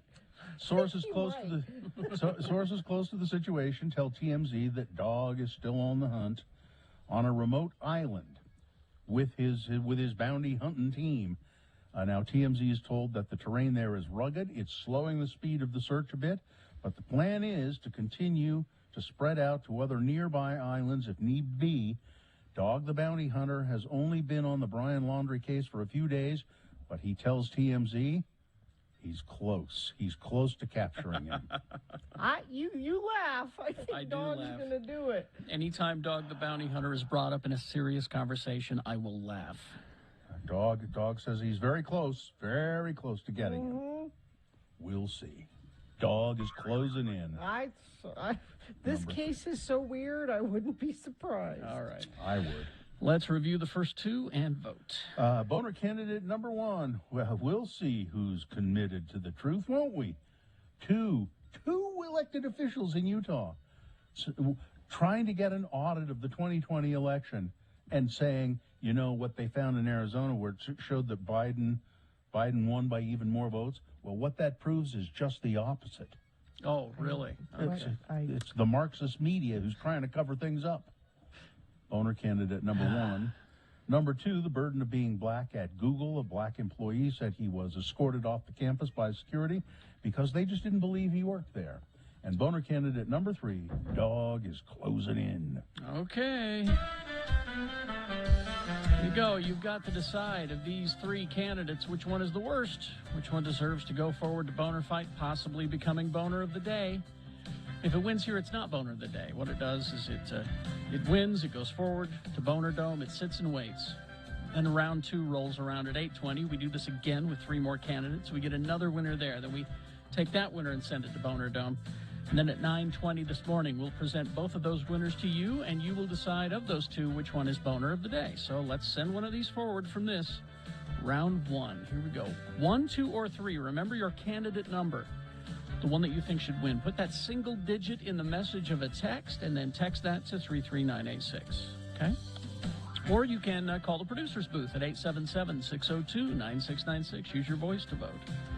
Or go online, x96.com. Look for the box that says Boner Voting September 30, 2021, and vote there. You have only until the end of these messages to do it, though. This is round one. Let's go. Boner of the day.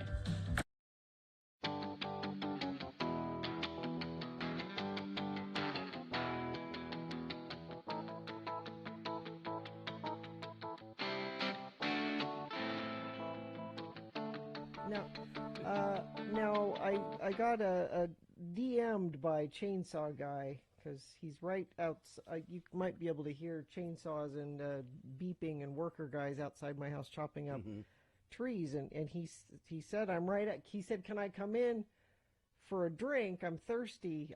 Don't worry, I'll wear my mask. And if you guys don't mind, if I bring him in for a minute. Just he wanted to say hi. Well, okay. Is it safe? I mean, can I see him? Where is he? All right. Go to x96.com/live. You can I can't see him. Where is he? He's right there. What? Oh, there he is. He's apparently at Carrie's. How can you tell with the split screen technology? I'm not. Wait a minute. He's in my house. That's Chainsaw Is that your Guy house? At my house. Yeah, sure. Sure, as far as you know. Okay. Hi, Chainsaw Guy. There. I'll bet he's been really busy, haven't you, Chainsaw Guy? Yes, I have. Wait a minute. There you go. That's right. I've been really, really busy. You know, people have been calling me all the time about, they say, hey, Chainsaw Guy, a bunch of trees came down in the big windstorm. What should I do? And I say, well, you just get a chainsaw. You know? Well, it seems pretty easy, doesn't it? What I did, I just got a chainsaw, yeah? You know what I do? I call somebody who owns a chainsaw. I call a friend who has a chainsaw and have them come over and do it for me. That's right. And don't call me, though. I'm too busy.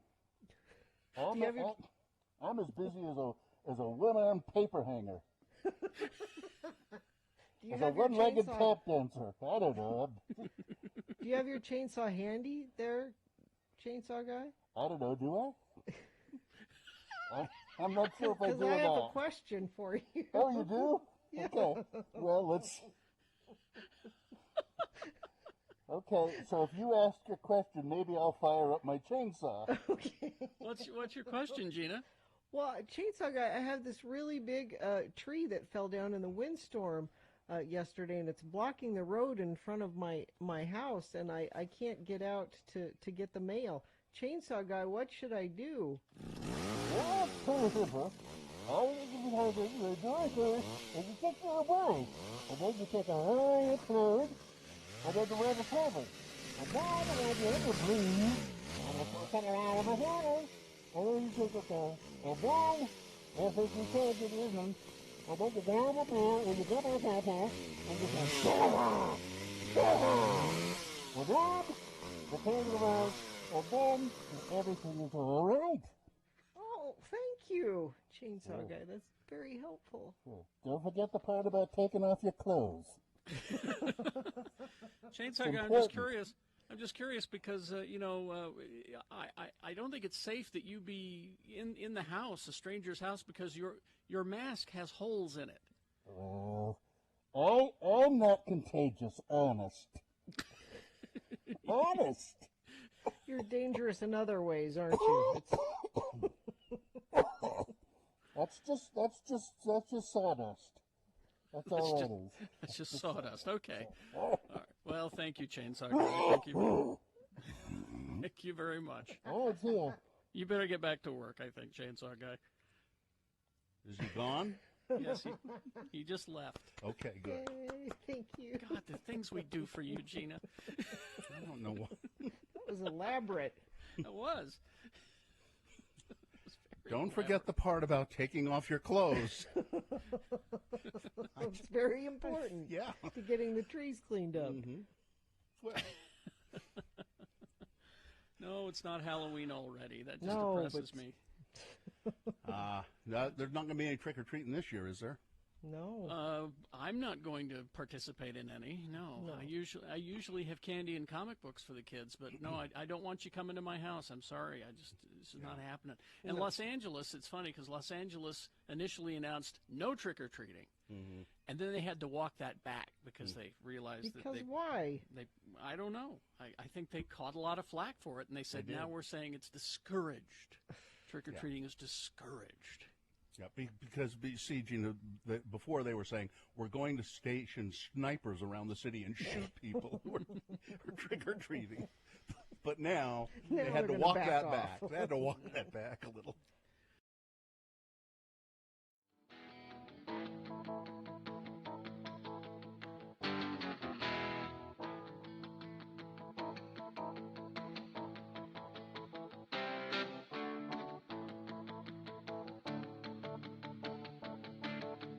All right, so let's award round one of your boners.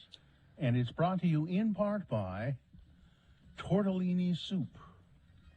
And Katrubis Dodge is now Young Dodge Layton. New name, same great service and selection of vehicles. See selection online at Young Chrysler Dodge JeepRam.com. Think Young, think Layton.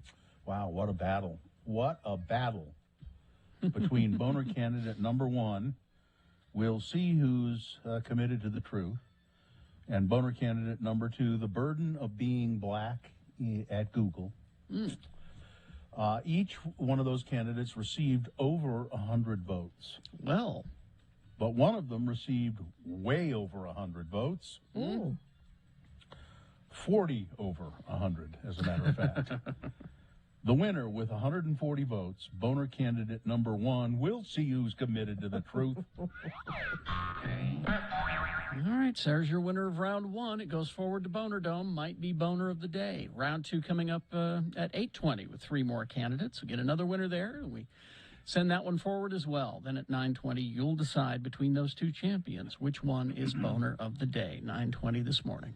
Now look, before you say no, so there's an opportunity to interview an author. No. Okay. No, before you Okay. say no. All right. Okay. I didn't. I said okay. It's Last the time. author. Well, Carrie said no. I was going to say last time we interviewed an author, it didn't go well. But anyway. Well, this is the author of a book called Gilligan's Dreams, and it's about Gilligan, and it's by his wife Dreama. And now, before you say no, here are some of the things we can ask Dreama about. Okay. Bob Denver's wife, Gilligan, little buddy. Dreama Denver? Dreama Denver. Here are the things that she was married to him for 30 years or more. Here are some of the things we can ask her about. Okay. Why did Gilligan's Island have such an enduring legacy? She knows the answer to that Apparently. question. What was the real Bob Denver like off camera? Not like Gilligan, or was he just like Gilligan? Whether Bob, we could find out from Dreama whether Bob preferred Ginger or Marianne. Oh. Who he liked the best.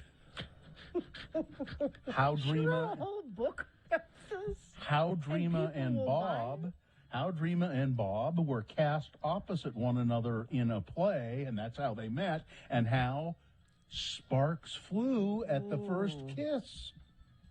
Ew. Dreama's role in a Gilligan's Island movie. She'll talk about that. She can talk about Bob's other famous roles. All of those other famous roles he did. Can we talk about Bob being a cannabis advocate before it was cool? Well, him and Marianne. The other thing we can ask is how Dreama keeps Bob's memory alive through the Denver Foundation, Little Buddy Radio, and her appearances at conventions as Mrs. Gilligan. Mrs. Gilligan. Oh, jeez. She goes to conventions and people pay money? Yeah. to Yeah. talk to the To talk to woman that Mrs. was Gilligan. married. The name of the book is called Gilligan's Dreams, and they'll send me a copy, a review copy, and then we could have Dreama. Or Bill, Yeah. you could do this. Ask for a review copy and tell them that you'll review it, and you'll get the book. Yeah. And then, you know, scan through it. Yeah. And then later, just say somewhere, like on your podcast or something, oh, yeah, I read that Gilligan's Wife's book. Pretty good. That's dishonest. I wouldn't do that. You wouldn't do that? No. Okay, well, then I have to contact Ian. I have to contact Ian Spelling and Ben Robinson and tell them that I can't have them on the show. That's a nice coffee table book, Carrie. It is. It's all about Star Trek, the original series. It's like really researched, and you know, it's Wow. quite good actually. There I did it. I reviewed it. See, you're a man of your word. It's called Star Trek: A Celebration, and it's from the Hero Collection. It's available now. Yeah. Well, sorry. Apparently, stuck Bob on- and Dreama were an imperfect couple who fit perfectly together. Did they have troubles? I don't know what that sentence means. Oh. Yeah, what does that mean? It says, it's the journey of two imperfect people who fit perfectly together. I don't know what. Did they have little Gilligans? Do they? Are there? Oh yeah. Did they have any kids? That's a question. It doesn't. Did they make say. Gilligan babies? Well, I'm going to have to get the book, I guess. I was curious, and another question Doesn't I'd like. pot make you impotent? That's what I've heard. That's not true. I'd like to ask her, because I remember anytime Gilligan had his shirt off on the show, it always bothered me because the only chest hair he had was like right between his nipples. It was just like a patch. It was a patch of chest hair. You focused on that way too much. It bothered me. It really bothered me. I think that's why. But I'll get the book then, and then maybe we can ask her that. Destin and I are crashing out of here. Are you with us? Oh, you can count on me. Well, I guess there are some episodes of Gilligan's Island on YouTube. Gilligan's Dreams. And all the movies. The movies? Yeah. Yeah, she mentions that. Now, see, I'd rather talk to Jim Backus's wife, Mr. Howells. He was better stories there, I'm sure. He was my favorite. He was my favorite character. Lovey. I have endeavored to live the Mr. Howell life ever since watching that show as a kid. I believe the woman that played his wife, Natalie Schaefer, I believe that she was the last member of the cast to go. Let's see. No, I think it was the professor just died recently. Russell. Ginger is the only one still alive. Oh, is she still Yeah, around? she's the only one still around. And let me get my Deadpool out and write that down. Carrie's already got his list for next year. Damn, I can't think of his name. The professor, Russell Johnson. Johnson. Yep. Yeah. Star of This Island Earth. Yeah. Yes, he was. Okay. And a fine actor. I'm putting Ginger on my Deadpool. For Really? next year. Let's see how old Tina Louise is. How old is Tina Louise? Lovey. She's 87? Yep. Wow. That's a good pick, There Carrie. we go. Excellent pick. All right. Well. Yeah, we know Marianne. We should do it because when Marianne had a cookbook, and we interviewed her. Yeah. We did. She had a cookbook with recipes for Marianne's coconut. But pie. we didn't talk to Marianne's husband. Yeah, we that's true. talked to Marianne. It's because she didn't like men. Yeah, I don't know if she had a husband. I don't think she had. But it was a good cookbook. I remember it had a lot of good recipes in it. No, it did it? We did. Like I coconut did a cream few. pie. I did a few of the recipes in there. They were actually pretty They good. were okay? All right. Yeah, I mean, just very basic stuff, nothing fancy. But Pigs in blankets. Everybody likes that, she said. all right. Traffic, Gina, please. Friend of the friend of the program has texted us, stop and go traffic southbound I-15 between Kaysville and Farmington due to an accident. Thank you, whoever sent that in to us. Here's what they did. They made sure they weren't driving, And then they texted us 33986 with details. And now we have that information. Thank you for that. Anime Bonsai returns October 15th through the 17th to Davis Conference Center. Enjoy cosplay, gaming, panels, anime, art vendors, people watching. It's going to be an incredible year for Anime Bonsai. Get tickets today at animebonsai.org. All right, so we will take a break. We will be back. We got Sean Means reviewing movies, including Venom coming up. Venom 2, that is, after these. So stand by for all of that. And round 2 of your boners, of course, coming up along with Big Boy News. Wendy's for breakfast. I'm a little hungry. I think, I'm in. I can't send any. Is there anybody around that can do this? No. I got to, no, anyway. No. I'd like to go to the drive-thru at Wendy's right now to get this, because not only is it delicious, it's affordable. The $1.99 breakfast croissant deal is happening right now at Wendy's for limited time only. Price and participation may vary at U.S. Wendy's. It excludes the maple bacon chicken croissant. But it's easy, it's delicious, it's affordable. You can sleep in and just hit the drive-thru on the way to work or school or court or wherever it is you're going today, and pick it up. It's, of course, the sausage or bacon, egg, and Swiss cheese croissant for just $1.99. Now, the sausage, I don't know what kind of spices they put in there, but I think Wendy's breakfast sausage is superior to all the others. And the bacon is the oven-baked bacon that they do at Wendy's, along with the fresh cracked eggs and buttery, flaky croissant. The croissant also sets it above all the rest. So hit the drive-thru at Wendy's. It's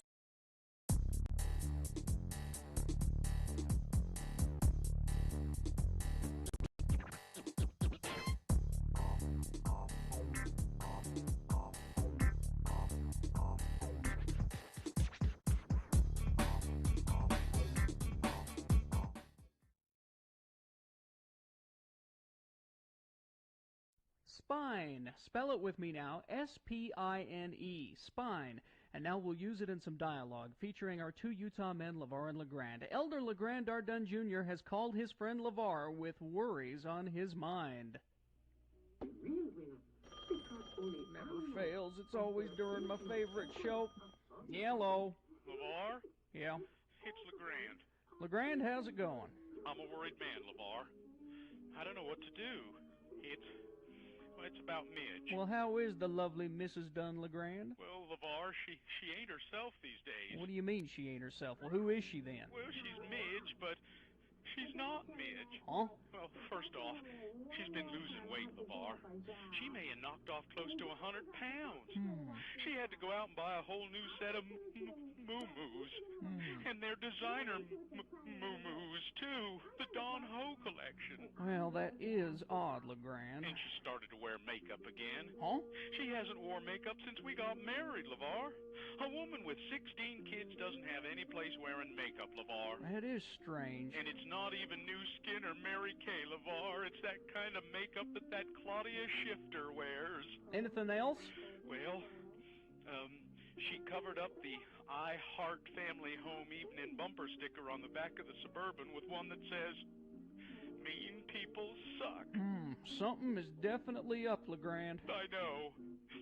So, I've been kind of trying to track down her whereabouts to see what's up. You mean you've been spying on Midge? Well, I wouldn't call it spying exactly.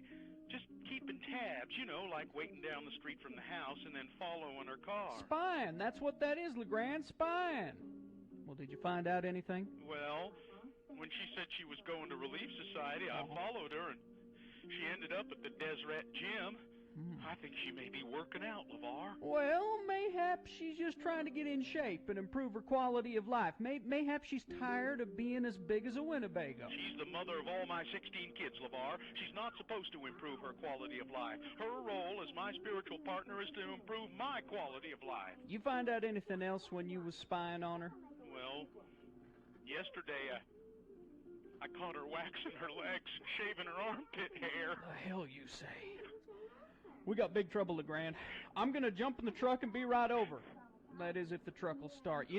She might be trying to become a feminist or something worse. She hasn't said anything about, taking night classes or the like, has she? No.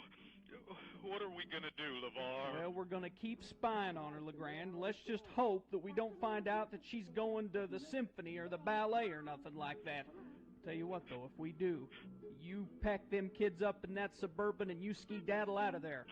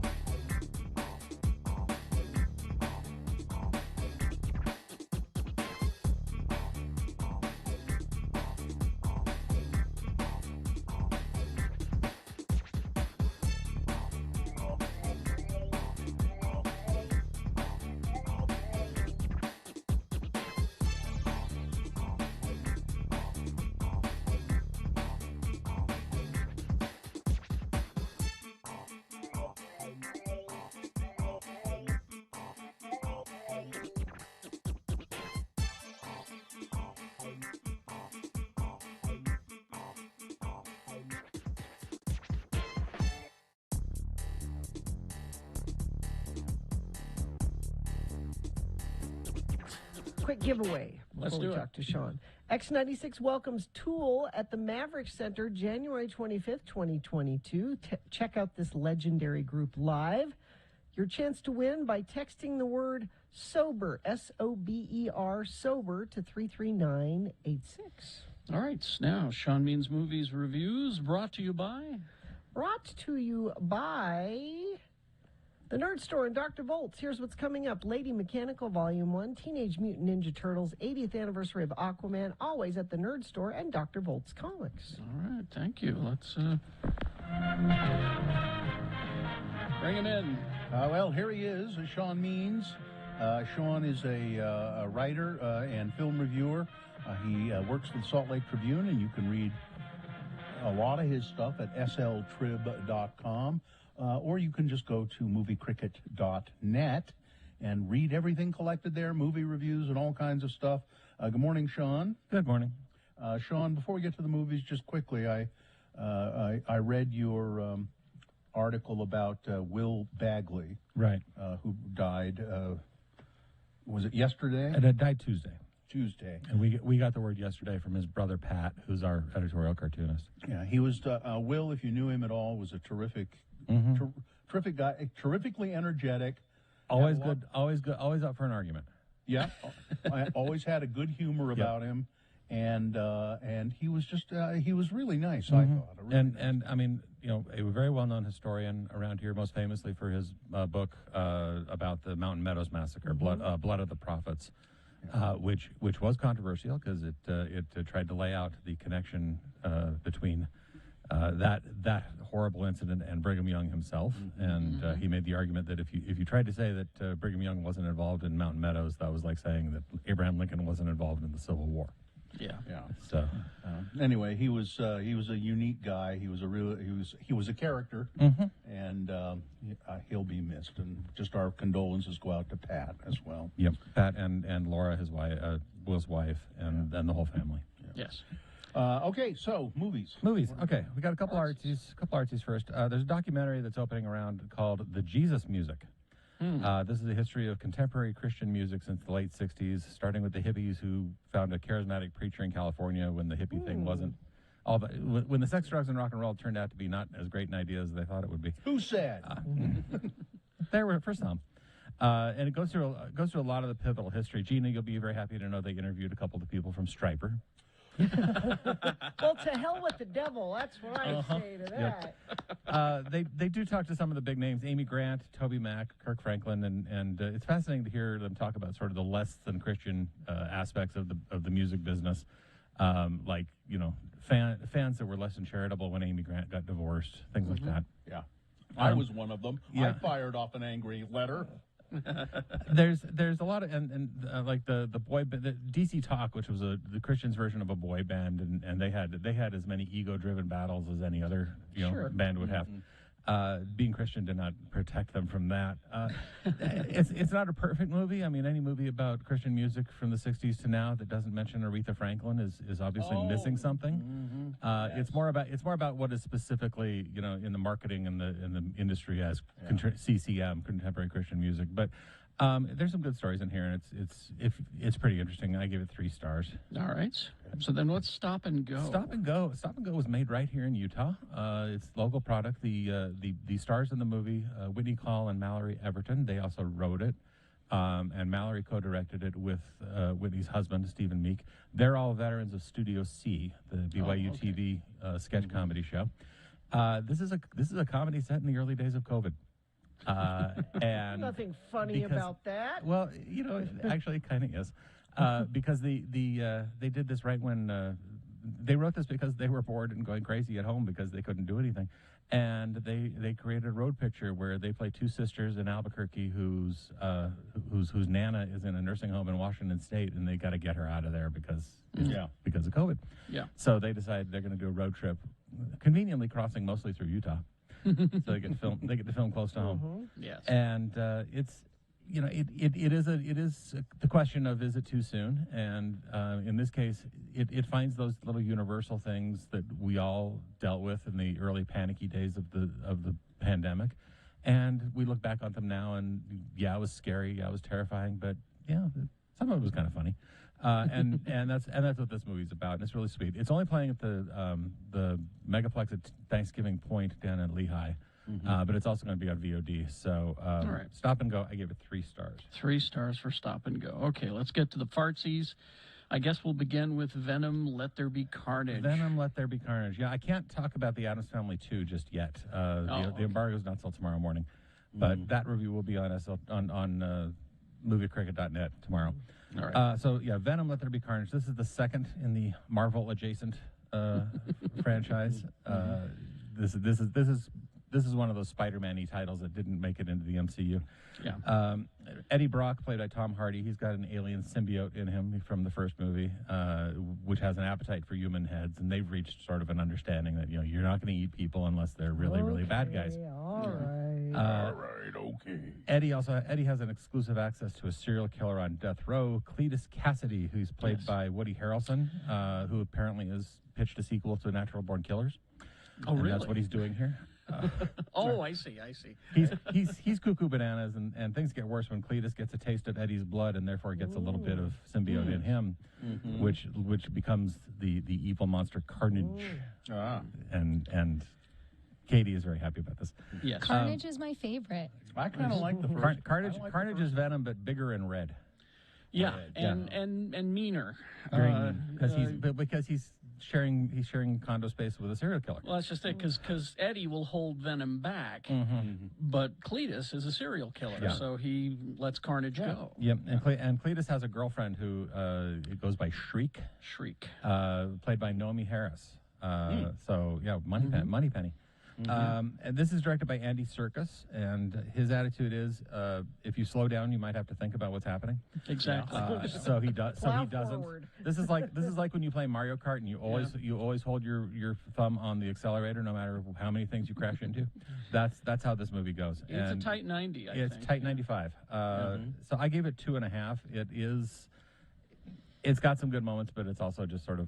Well, and the question is are there end scenes at the end of the credits? There is a mid-credit sequence. There is a scene. There is not a post-credit scene. Not a post-credit. So you don't have to sit through the entire crawl. Then we can get out of there. Yep. All right. That's a 2.5. Yep. Many Saints of Newark. The Many Saints of Newark. We've been waiting for this one for a while. This is the prequel to The Sopranos. We get to see Tony Soprano as a teenager, played by Michael Gandolfini, who is the son of James Gandolfini, and yeah, he's a chip off the old block. He looks, good. He looks and acts like what you'd expect a teenage James Gandolfini to look like. Is the dog Tippy in the movie? This is all I care about. I forgot about the dog. I don't remember the dog. I think the dog might have been at a different stage in the story. This is 60s and 70s and shows the man who was sort of an influence on Tony in not so good ways was Dickie Moltisanti. Christopher's father. Christopher's father. I always say Christopher. Yeah. The way Andrea Di Matteo always did. He's played by Alessandro Nivola. He's really good. He's a really great performance here. He has a lot of the bad habits that Tony had in the series. Except for that. Except for that. But he's impulsive. He's rash, and when he gets impulsive, usually somebody's dead at the end of it. And he's moving up in the organization, and he sort of takes Tony under his wing. There's a lot of you see a lot of the familiar characters played by new actors. Vera Farmiga as Livia, as Tony's mom. I can't wait for that. That's an amazing performance. Corey Stoll playing Uncle Junior is also really fascinating. Really? Yeah, I love Corey Stoll. Yeah. Yes. And the thing is, half the movie is this sort of nostalgia trip. It's like, oh, you see them when they were younger, but half of it is like this whole new sort of alternative universe dealing with another character played by Leslie Odom Jr., who sort of shows you what the black side of Newark was like in those days. And he starts as a numbers runner working for the Italians, but he's trying to like farm out and do something on his own and basically challenge the Italians on their own turf. And the parts with Odom are really fresh and interesting. The other parts, like I said, are kind of nostalgic, which. And again, Farmiga is the best of it. She really just nails the performance.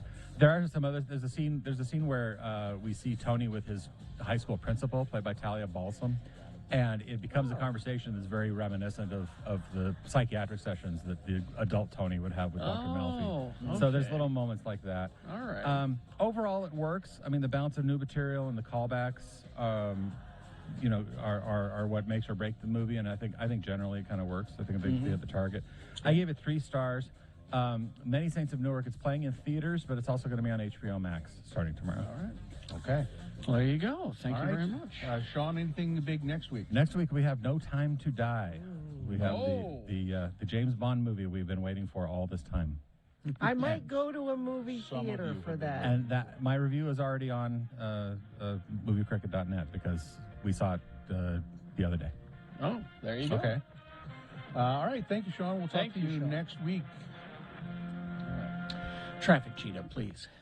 Friend of the program says crash 36th Street above Riverdale Road in Ogden. That's an incident being given to us via text at 33986. Crash northbound I-15 37th South in South Salt Lake. The left shoulder affected there. Crash southbound I-15 Shepherd Lane in Kaysville. That's also affecting the left lane. And crash northbound Redwood Road 31st South in West Valley. What are you seeing out there on the roads? You can text it to us. Just make sure it's safe for you to text 33986. Injured in an accident? Everyone deserves an advocate. Call 801-355-5550 or go to utahadvocates.com. Boners round 2 coming up. Here are the candidates you'll be considering. Boner candidate number 1. The tattoo on the end of his nose is special too. Boner candidate number 2. The cause is rooting for you, Robert. The cause is on your side. And number 3. I'm here. Boner candidate numbers 1, 2, and 3 for round 2 coming up after this, along with Big Boy News and Opinioendo, all on the way. RandLife.com, that's the website. Yeah, Rand Life Home Loans. I think this is over today. You better get on it. Oh, the contest. They're giving away $3,000 prize package. If there are parts of your home that you adore, you love, you like, maybe you love your dining room where you entertain, or maybe you have a wonderful library that you retreat to where you read, or you like your kitchen, you cook a lot. Take pictures of these things, post them on social media, and use the Rand Life hashtags celebrate low rates and hashtag sweeps. and you could win a $3,000 prize package. You can find out all of the information about that by going to ranlife.com/celebrate. All the details are there. And, of course, Ran Life is a local mortgage company, and they would love to talk to you about mortgage rates as well. You can call them 801-478-4500 or go to ranlife/celebrate.com.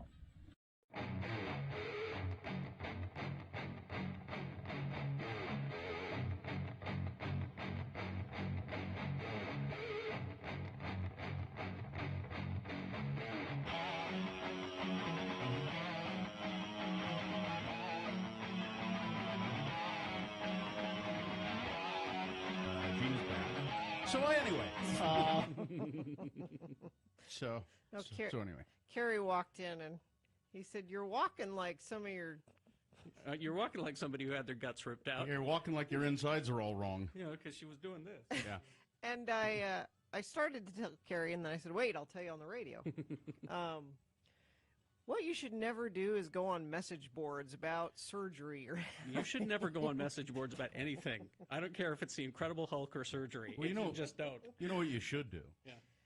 But you're curious, you know, you want to hear what other people's experiences are and what their recovery is and what happened? And well, before the surgery, I went on a message board and somebody was asking the question, you know, well, what fills in the hole where they take out what they take out? And there's a hole there. Well, the response was. Well, now the response was the uterus is what we're talking about. Yes. And Gina's uterus weighed 43 pounds, which is amazing. It was the size of a medicine ball. It was prize winning. I'm a size 2 now because no, but they remove it, and the way the person in the message board explained it is, well, it's pictured just having a big bowl of spaghetti and just taking a big scoop out of the bowl of spaghetti. It just kind of fills in where the hole is. But that just takes a second. Like spaghetti. Kind of goopy. You just watch the spaghetti fill in. It just takes a second. Like biscotti.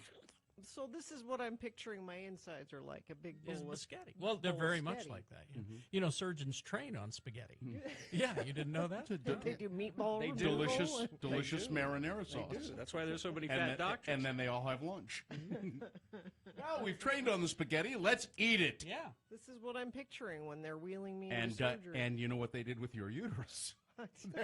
Lunch. Yeah. Spaghetti. There's lunch. Who brought the marinara? And so also on the message board you look at, you know, what's recovery like for this.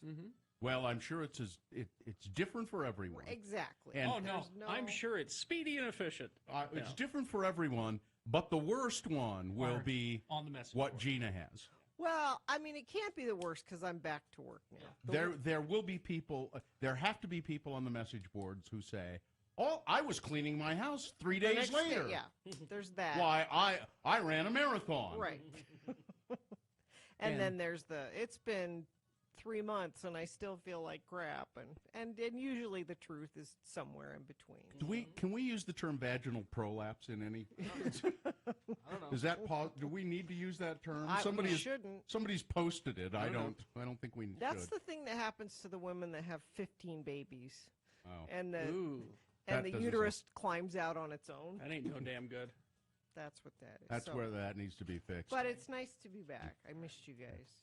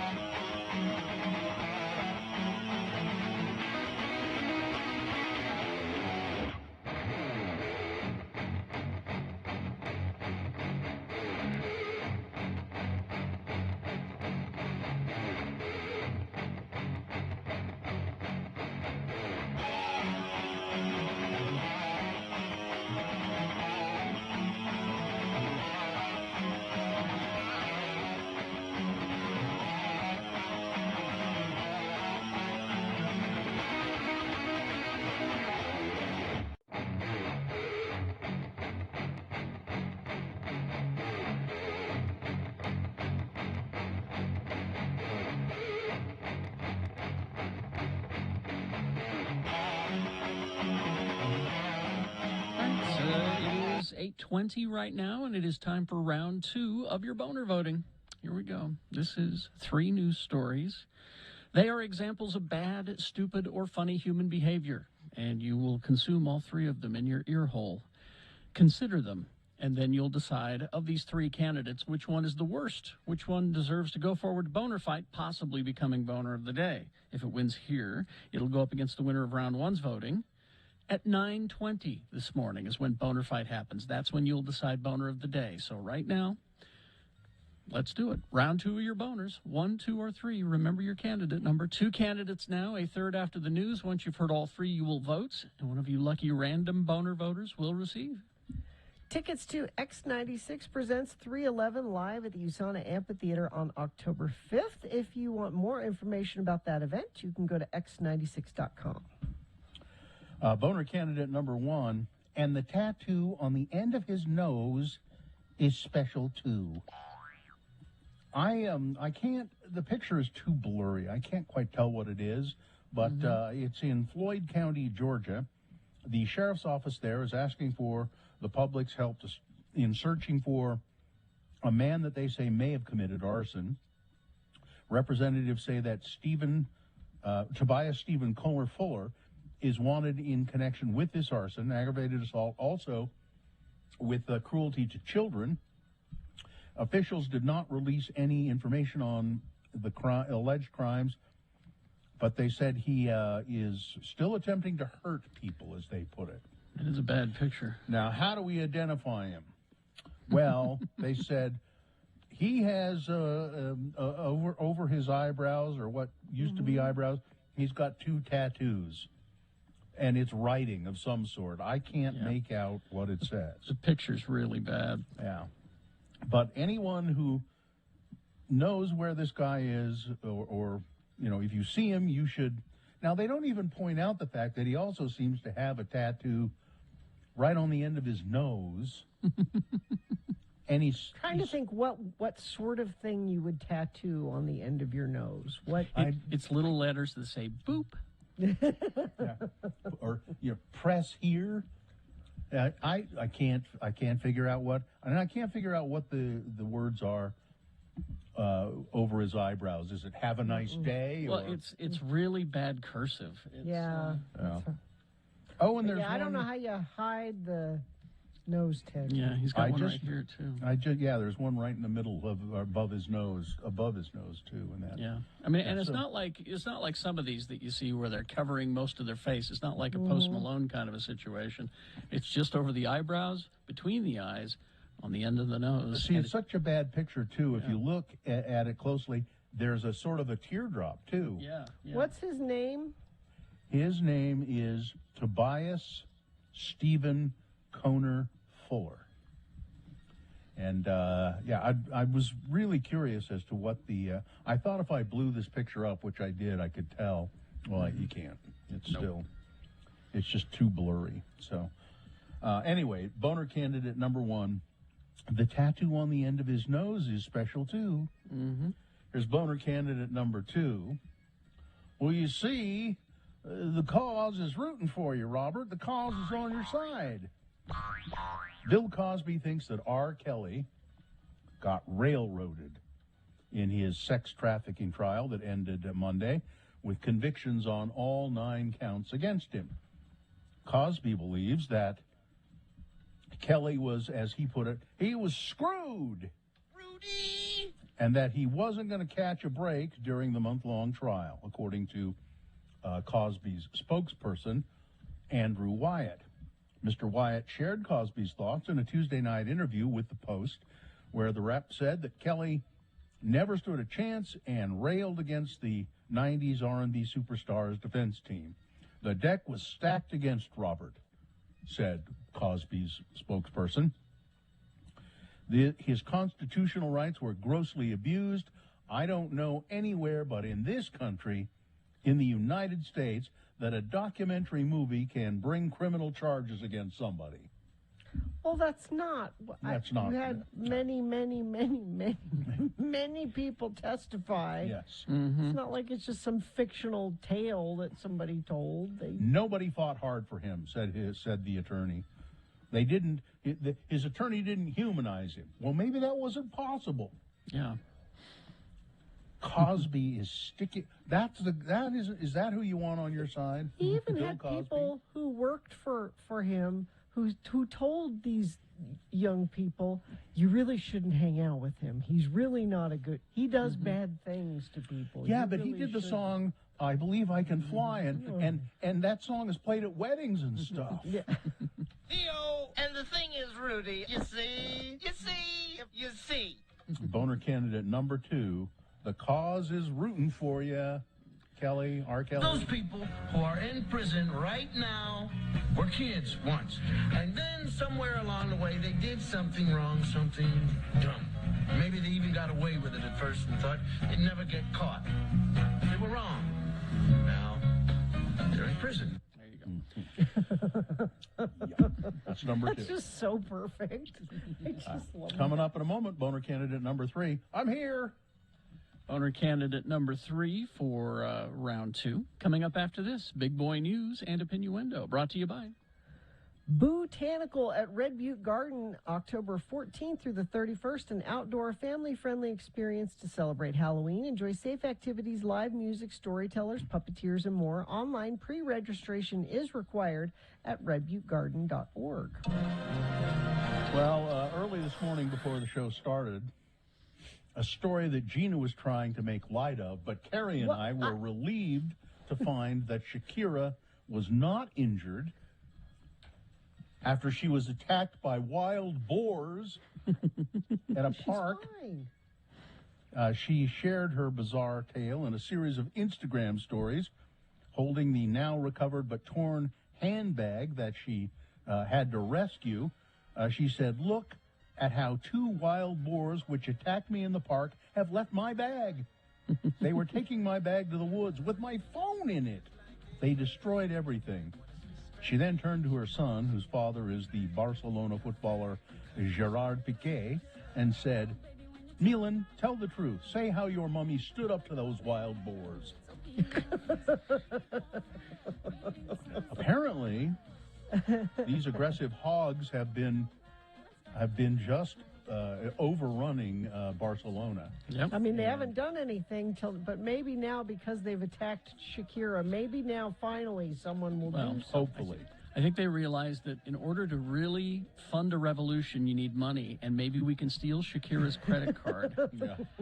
And that's why they took the bag. And Gina, you're going to have to read this. Katie Couric has a new book coming out. It's over 500 pages. Okay. And she tears into everybody. Really? Ex-boyfriends, former colleagues at NBC and CBS. She ridicules A-list celebrities like Prince Harry. It's called Going There, and Couric admits that she gave Ashley Banfield the cold shoulder early in her career because she said helping Ashley Banfield would have been self-destructive. Well, she's good, and she might have been able to take over my job. She was catty? She rips into Deborah Norville, who she replaced on the Today Show for having, quote, relentless perfection, which turned off everybody on the show. When Couric switched from Today to host the evening news on CBS, staffers fought back with an insurgency, which left her feeling like Hillary Clinton, she said, because she was so under siege. Everybody attacked her. I thought Katie Couric was nice. She's not nice? She is blunt about her love life and says her ex-boyfriend, Brooks Perlin, who was 17 years her junior, was a midlife crisis. He was my midlife crisis. Well, really? Wow. Yeah, and TV producer Tom Werner, another boyfriend. You know that guy? Textbook narcissist, she said. She puts down Martha Stewart, saying, it took some healthy humbling going to prison for Martha to develop a sense of humor. Wow. Is she nice to anybody? Apparently not. Wow. She describes how Prince Harry stank of cigarettes and alcohol when they met. She went to a dinner party at Jeffrey Epstein's. Ooh.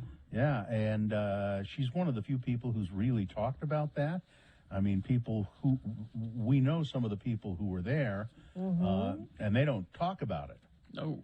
But she talks about it in this book about Gina, what went on there. This is required reading for you. All right. And I want regular reports as you go along. Well, it's 500 pages. It might take a while. Yeah, you know. It's now, called Going There. If Soledad O'Brien writes one, then I'll read that one. Okay. Because I have a low-key crush on Soledad O'Brien. And Bill, you get Al Roker's book when that comes out. That's Thanks. Coronavirus. Oh, the Centers for Disease Control is saying they've issued a call. They say it's urgent to increase coronavirus vaccinations among people who are pregnant. Mm-hmm.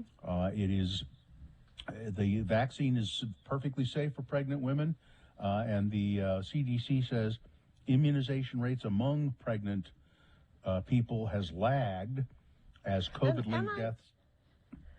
I get it. I get when you're pregnant, you think anything that's going into my body can affect the baby. I get the hesitancy there, but I'm telling you, if you talk to your doctor, they will tell you not only is it good for you, but the immunity passes through to the baby. It's kind of magical that way. So vaccines are magic? No, just that, because if you have a born baby right now that's 6 months old, you can't get that baby vaccinated. But if while you were pregnant you got vaccinated, some of that immunity passes through to the baby. So but it's not magic. It's kind of magic. It's indistinguishable, science and magic. Yeah. That's how good it is. South Dakota's Attorney General said Tuesday he's reviewing concerns from state lawmakers over a meeting that Governor Kristi Noem held last year. Kristi Noem, who's responsible for most of the COVID deaths in her state. That included both her daughter and a state employee who was overseeing her daughter's application to become a certified real estate appraiser. I have been contacted by concerned citizens and legislators, said Attorney General Jason Ravensburg. I am actively reviewing their concerns, and I will be following the steps prescribed in codified law in relation to these questions. Now, Ravensburg didn't immediately respond to a question about what those steps might be. He is tasked under state law with issuing a legal opinion to lawmakers, but they're saying there's some hanky-panky going on there. So here's what happened. So Kristi Noem's daughter denied this license. Yeah, she failed the test. Failed the test or whatever. So Kristi Noem demanded that the woman in charge of the testing come to her office. And she said, why is my daughter not passed the test? Fired the woman. And then magically, somehow, her daughter now has this license that you're invoking magic all throughout this. Gina, I don't. There's lots of magic. What's going on here? And didn't I read that the guy investigating her is also the guy who hit the guy with his car, and the glasses were in the car? Yeah, that Ravensburg guy. Yeah. They're just full of crazy there. It's just... Yes, they are. And there are rumors, unsubstantiated, that Kristi Noem was having an affair with Corey Lewandowski. And she's married, and he's married. Yeah. And Lewandowski has been disinvited from the whole Trump world. He's been kicked to the curb. He's the one who went crazy out on the sidewalk down in Florida, right? Yeah, I think his wife said no. That's a different crazy. Isn't that Lewandowski? It's hard to keep them all, separated because they're all crazy. Let's see. The Kilauea volcano is going off. That's great. And let's see. One more quick one. Oh, there's great video of this. Just look it up. It's a Florida man, big old alligator in his driveway. And this alligator is not happy. It's just nasty. He's looking for trouble. And so this guy gets a big trash can, and he manages to capture the alligator with a trash can. It's pretty amazing to watch him do it. I tweeted it yesterday. You could, if you follow me on Twitter, you can see it. It's kind of stupid for him to be doing it, but he gets away with it. Gina... I meant to do this one story too quickly. I got a hold of Chainsaw Guy. Oh, you did? And, okay. Yeah, and he said, "Well, yes, I've been visiting my cousin in Pennsylvania. I'm still here in Pennsylvania. Okay. But he also says he has nothing to do with someone who's been stealing chainsaws out of people's cars in Pennsylvania. Well, yeah, I don't think Chainsaw Guy's a thief. State police are investigating multiple thefts from vehicles Tuesday that involve thousands of dollars worth of stolen chainsaws. Chainsaw Guy said, it's just a coincidence that I'm in Pennsylvania right now. Okay, well. But he said they are looking at me as, quote, a person of interest. But I had nothing to do with these stolen chainsaws. October 1st is tomorrow, so I hope he's on his way home because he's got work to do His here. cousin is sick, Gina. Oh, I don't know. All right. Maybe you could do something magically to make sure that his cousin gets better. Okay. All right, Sports, that's weather, it. traffic. I would like someone to magically remove Chris Stewart from office. Sports? Representative Chris Stewart took to Facebook to bemoan the decision that the Utah Jazz are going to require fans to show proof of vaccination or a negative COVID test. Nobody's making anybody get the vaccine that doesn't want it. Here's what Chris Stewart says. I've loved the Jazz since I was a teenager. I still remember the excitement I felt when they announced the team's move to Utah. Then as my own kids grew up, my family spent countless nights watching the games and countless dinners talking about them because I served in the military, because he always has to bring that up. Yeah. Because I served in the military, we didn't live here in Utah, but we always found a way to follow every game. This is why I'm going to miss them. I've been vaccinated. So what he's saying is, because of this vaccine / testing mandate, he is no longer going to support the Jazz or go to the Jazz games or. Well, that's a fair weather fan. Yeah, I will never allow a private company to require that I show proof of any medical procedure to visit their facility. What? He said. You were in the military. Military. Yeah.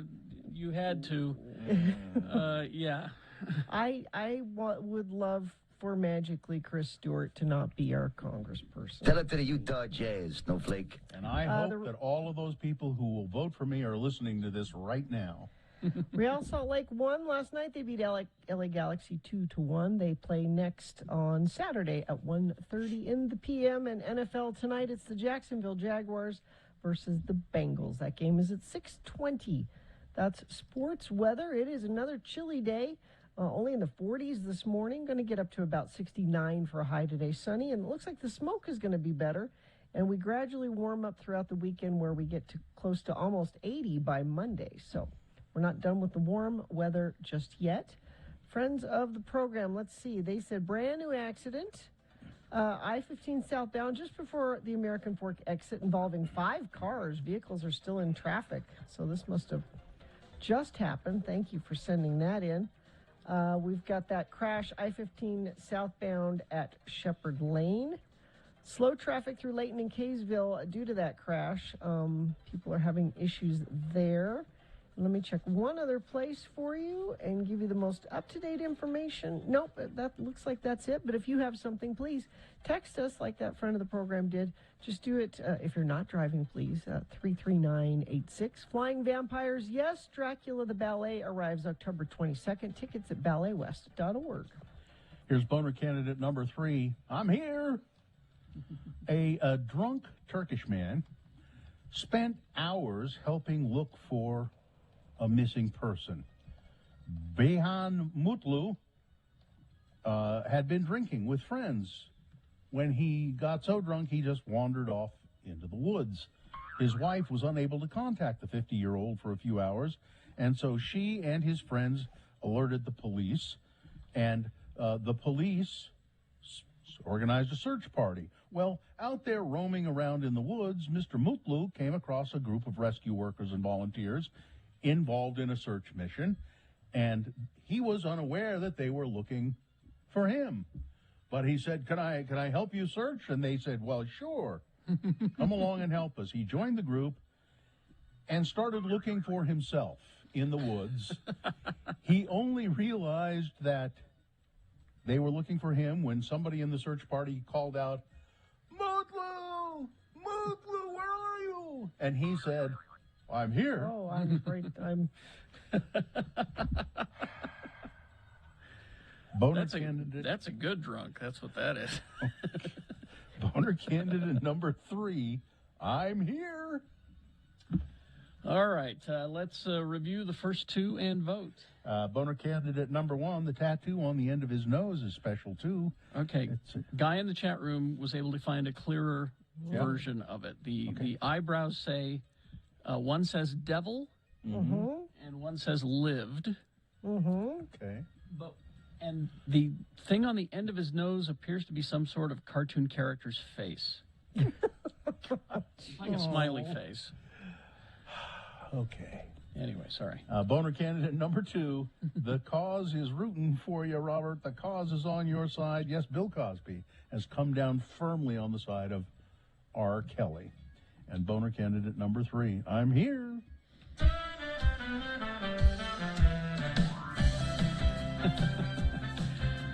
Somebody in the chat room says that number 3 sounds like a Wes Anderson film.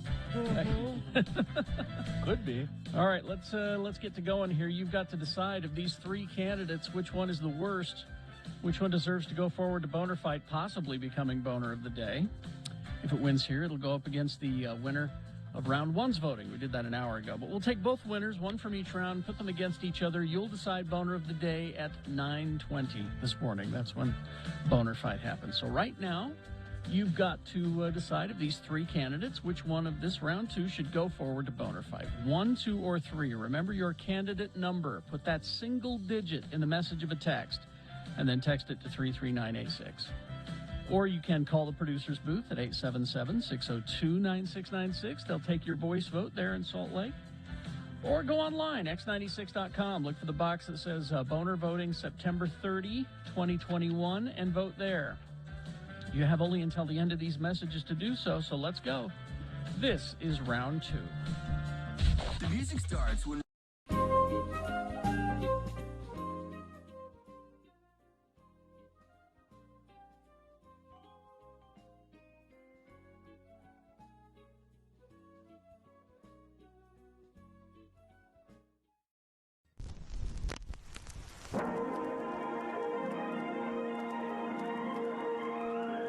It's often said that people of Utah speak a language all their own. It's a language that's often confusing and even incomprehensible to newcomers here in the Beehive State. So, Radio from Hell presents a handy guide to help everyone understand how the natives speak. It's the Utah word of the day, and today's word is...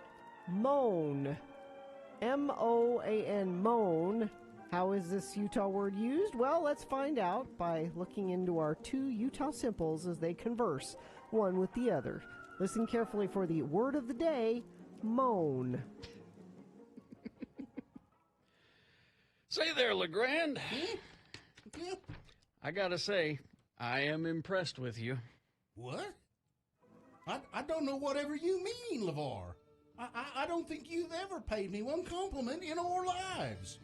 I mean, I thought you was pretty sure that you had me figured out and that there was nothing I could do, or would do for that matter, that would ever impress you.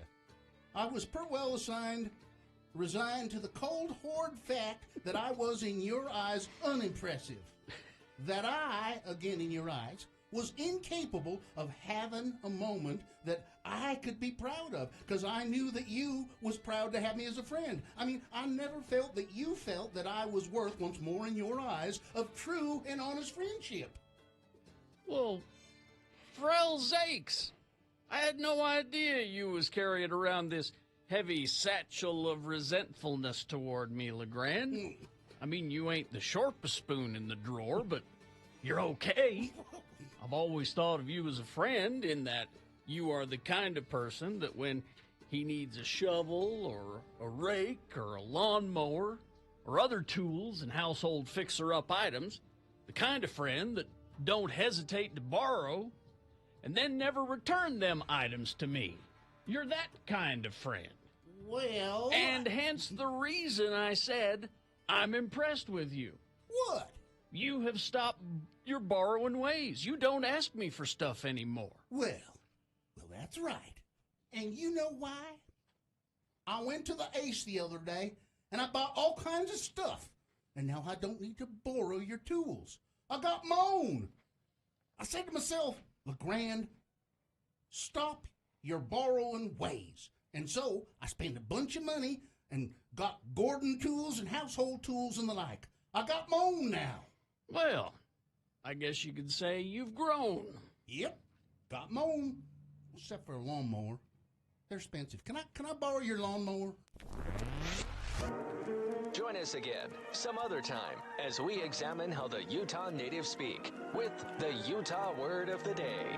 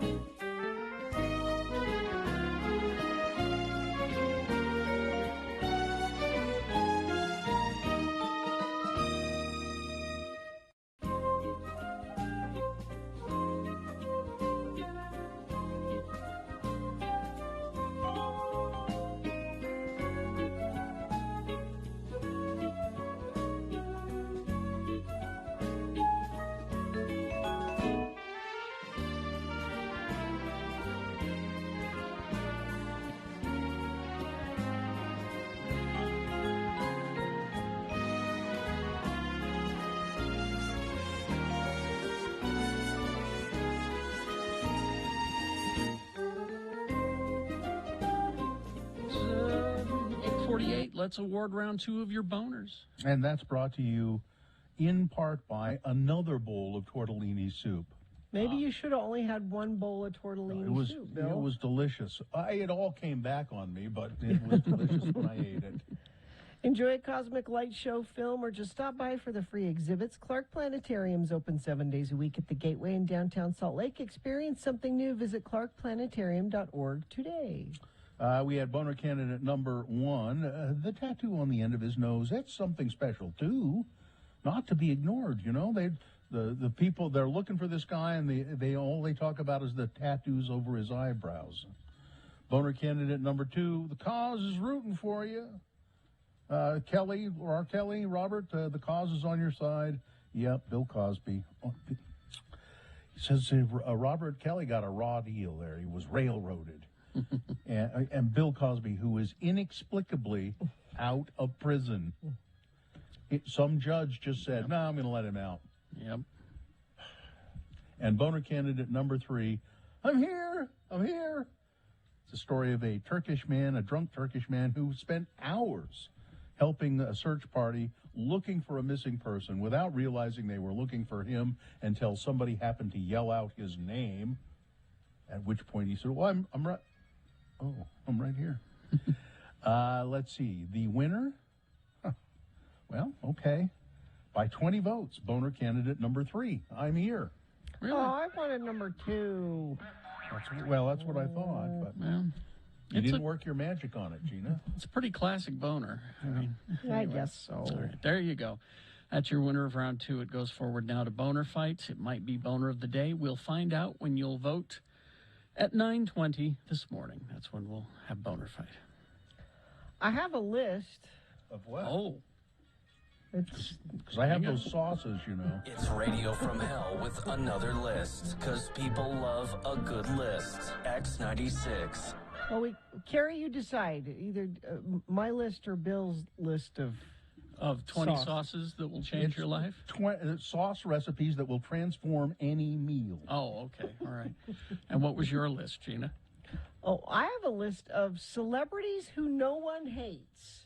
And I'm kind of curious to read them and see if you guys will be like, no, I hate that. I can find a reason to hate almost anybody. Yeah, it's easy. Well, let's try it. Let's find out. Okay. If it was sauces that no one hates, then I'd think about it. But no, these are sauces that will transform any meal. Any meal. 20. Number 1, Sir Ian McKellen. Sir Ian. Nobody hates. boy, nobody hates him. Yeah, I can't. It's hard to hate him, yeah. Yeah. Because No, he's funny. and who do you think of when you think of Sir Ian McKellen? Of course, you think of Sir Patrick Stewart. Patrick Nobody Stewart. hates. Nobody hates Sir Patrick Stewart. Oh, I can't think of anybody. No. Viola Davis. Nobody says, you know who I hate? Viola Davis. I like Viola. Yeah. Yeah, I can't. Okay, so far this list is tough. Mm-hmm. Tom Hanks. Nobody hates. His kid hates him. I think so. Chet? Chet.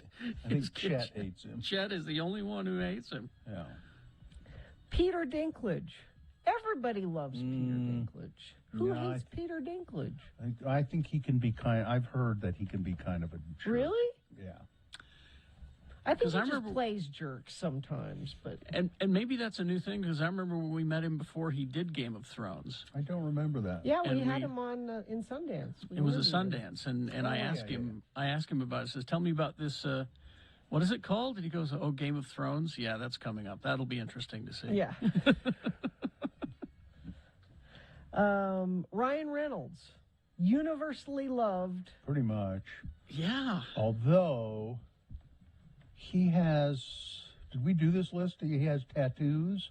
He does have tattoos. yeah. Celebrity tattoos. Mm-hmm. He has a bunch of really awful tattoos that he'd like to have removed. You mentioned this. Yeah. I read a little bit more about that. Mm-hmm. They are parts of his life that he is very ashamed of. So I'm guessing that people hate him. Somebody hates. Somebody okay. hates Somewhere in the past, somebody. he- Now, this is the first person on the list that I think you guys are going to go, yeah, no, people hate this person. Danny DeVito. I do not like him. I don't hate him. I've heard that he's a very amiable fellow that people like. That's what I've heard too, and he likes his limoncello. Yeah. How about Samuel Jackson? Now, when I met Samuel Jackson, he was very nice to me. When I got that autograph for Festus, he was very nice. I can't imagine people really not liking him. Oh, we've got a texter. I spent several hours with Peter Dinklage. He is an absolute dick. Oh. Really? Because, we get a lot of... Because they come in for Sundance, and the locals get to deal with them. And Yeah, I've heard that he can be kind of prickly and, yeah. How about Natalie Portman? Seems awfully nice. I can't think of anything bad about Natalie Portman. John Krasinski? Universally loved John Krasinski. Yeah, as a matter of fact, now, when you see John Krasinski interviewed and he's there and he's with his wife and who's also and on he's- the list, by the way. he seems to be too nice, and I get suspicious. Really? Yeah. Because the next person on the list is his wife, Emily Blunt. Emily They've Blunt. together. And see, this is geek fan casting with those two. We want them to play in the Fantastic Four. We want them to play Reed Richards and Sue Storm. That would make total sense. But they have said they will not do it. Oh. Good for them. Steve Carell. Everybody loves Steve Carell. Yeah. Yeah. You can't hate him. Am I on this list? I don't know. Meryl Streep. Well, of course, everybody loves Meryl Streep. That's easy. Now, here's one I think you'll. This is gum. Gummer. Here's Gummer. one I think you'll disagree with. Okay, Harrison all right. Ford. I'll bet that he's not great to be around all the time. I don't think people hate him. I think they may get frustrated with him sometimes because he's just kind of. Well, he looks like he doesn't want to be anywhere. Yeah, and he's kind of, like he'll just sort of veer off into some fantasy land. And When he's not in a movie, if he's just on a talk show or anything like that, he looks like he doesn't want to be anywhere. And I think we can all empathize. Yes. We can all empathize with that. So maybe he's a likable guy. Philip Seymour Hoffman. Well, he's no longer with us, but everybody loved him. Everybody liked him, yeah. Idris Elba. Nobody hates Idris Elba, and if you do, I will come for you. Okay. Okay. Bryan Cranston. Everybody loves Bryan Cranston. Yeah. Yeah. So there Apparently, are he's more a than very Tom. generous actor. See, I thought this was going to be a short list, Gina. I thought this was going to be like 5 people. No. But yeah. I'm only halfway through the list. We can resume this later. My if sauce you list like. is only 20. I'll end on this one because they're 2 people, but they're the same person. Tina Fey and Amy Poehler. Everybody loves I Tina love them. Fey. I love one more than the other, but I know you do. I've always been in love with Amy Poehler. Long before anybody had heard of her, I was in love with her. I wonder what Will Arnett would say about that. I heard he was the dick in that relationship. Yeah. I don't know. Now, So I've got like 10 more names here. I don't Okay. know if Hang on to you that. Okay. we might have room for it later in the show. So we'll see. But Okay. Thank you, Gina. We hope you'd enjoyed another list with Radio from Hell on X96. What? Keanu Reeves is on there too. We got more of the list coming up. Now here's a texter. I once asked Viola Davis if she wanted still or tap water. She slapped me across the face for interrupting her conversation with herself. That's not true. It's not true. Didn't happen. All right. Traffic, Gina, please. Didn't happen. Southbound slowing in Lehigh on I-15 crash on Main Street. That one's off to the left shoulder. Let me refresh. Yeah, 2 left lanes are closed there due to that accident. And let's see. Crash southbound I-15 200 north off-ramp in Kaysville. That one is also off to the right shoulder. And what are you seeing on the roads? You can text us 33986, and I will pass it along to friends of the program so they know what's going on as well. X96 welcomes Cirque Mechanics Thursday, October 7th. Go to utahpresents.com for information about tickets. All right. We will take a break. We will be back. We got Boner Fight on the way. Stand by for that. And more coming up. Zero Res. There's something everybody hates, and that's dirty carpets. Dirty carpet. Yep. No, you know what I hate more than dirty carpets, Bill? In the times, in the before times, when you wouldn't have Zero Res come clean your carpets, and you'd have people come and clean them, and they're wet for like 3 days after, and they're kind of gummy and sticky because they used soap. That's not the case with Zero Or you Res. tried to do it yourself with a rug doctor. I mean, Yeah. come on. No, don't do that. Call Zero Res. They don't leave any residue or detergent behind. It's just an amazing no residue process. Oh, yeah, they have a special going on I was going to tell folks about. It's Okay, go ahead. $33 per room. You get the 4th room for free. But that expires today. So I would get a hold of Zero Res. You don't have to have them come today, of course. But Well, how do you get a hold of them? Well, a couple different ways. You can call them, 801-288-9376. That's 801-2880. Or you can find them online, ZeroResSaltLake.com or ZeroResDavisWeber.com.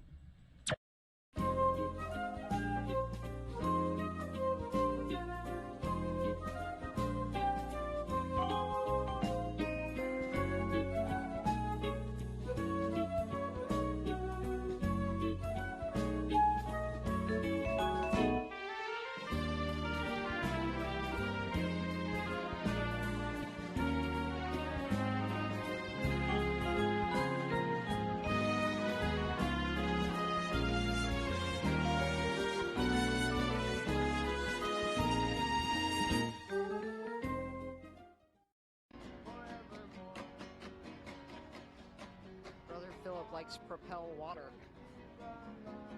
It's Jesus' preferred water. On the right hand of God. America, on the right hand of God. Excuse us. Are you Brother Philip? Yeah. Hi. Can we talk to you for a second? Sure. Yeah, we do a radio show in Salt Lake City. And we're just talking to your disciples over there. Is that what we should call them? Your disciples? Your brothers? Jesus' disciples, really. Oh, your associates. And we were going to chat with them for a second, and they said, well, you should go talk to Brother Philip. He's the man. Doing the preacher. The preacher. Now, so you do this every day here in Maui? Yeah, I try to fulfill this. And you have signs over there that say, sign of the times. What does that mean, Brother Philip? It's right. I have to share it. Pardon me? St. Matthew. All right, now Brother Philip's going to get out a the Bible. It's a well-worn Bible. Looks like he's had it for a while. How long have you had that Bible, Brother Philip? I'm not sure, really. And it's Matthew we're looking at. Yeah. Are you from Maui? Yes. Yep. I'm from heaven, too. From heaven? Well, I guess Thank you. I guess we're all from heaven. Praise the Lord. The Holy Bible, heaven. Uh-huh. And in the morning, it shall be foul weather today.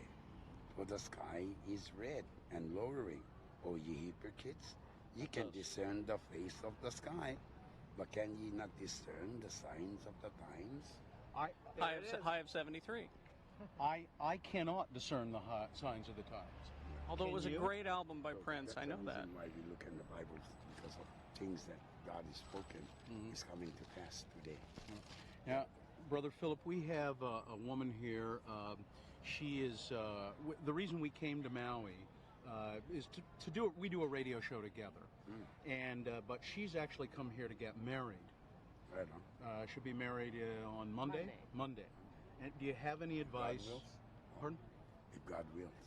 If God wills. That means I might not get married if God doesn't will I've it. maintained that all along, but if God wills, you will get married on Monday. But do you have any advice for somebody getting married? Well, back to the book. Back in the book again. Yep. 19, eh? Was it 19? The answers. Mm-hmm. Yeah? Look at that. He knows right where to go in this book. Yeah. It's like he's read it before. Not so. Right. And said, for this cause shall a man leave father and mother, and shall cleave to his wife, and the twain shall be one flesh. Okay. You're still looking for somebody to perform the ceremony, aren't you? do you do weddings, Brother Philip? No, I have a friend who does that. All right. Hey, thank you so much for talking with us. I love it. Thank you so much for. Yep. And thank you. God bless you. Thank you. Thank you very much. Brother Philip, ladies and gentlemen, spreading the word on the streets of Maui on front.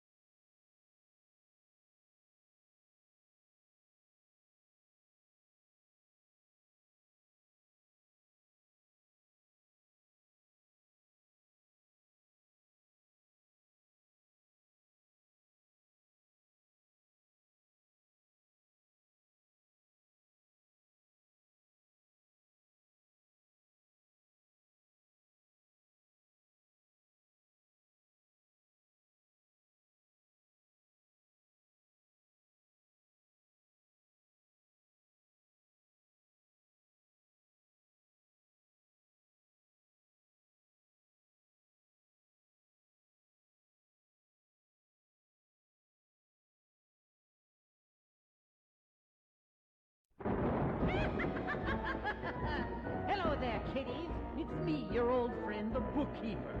And since this is tax season, I knew you'd be dying to hear another tale from the big ledger. Today's story is about a young working woman who has some rather unusual ideas about filing her taxes. Let's have a listen, shall we? Come on in, Miss Trixie, isn't it? Whatever you want it to be, sugar. I was finalizing your return, and I came across some items which the IRS might have some questions about. Well, I filled out the forms the best I could. What more do you need to know? You've listed your occupation here as working girl. Well, we all work. Could you be a little more specific? Oh, I thought it seemed a bit more polite than prostitute. Yeah. I suppose you could change it to hooker, streetwalker, hoe, escort, chicken rancher, whichever's more correct. chicken rancher? Well, I'm pretty good at raising cows. No, I think that escort might not flag it on it. We'll go with that. Okay. Now, you've listed $8,000 in advertising expenses. This seems a bit excessive. Well, in my business, you can't make any money if you don't get noticed. So I got these. 38 double Ds. What do you think? They are very nice. You could put those away now. But advertising? Well, they sure stop traffic. Well, why don't we list them as capital assets? Then you can depreciate them over time. Okay. What about this $25,000 for office improvements? Didn't you say you were a prostitute? What office? Well, I had to have a new lamp post put in. You know, the old one did a lousy job of showing off my new capital assets. We'll come back to that. $12,000 in office supplies? Condoms. Oh, well, that offers all the questions I have. Do you realize, Miss Trixie, that you could increase the amount of your return if you had your pimp set up a 401k plan for you? Hey, that's a great idea.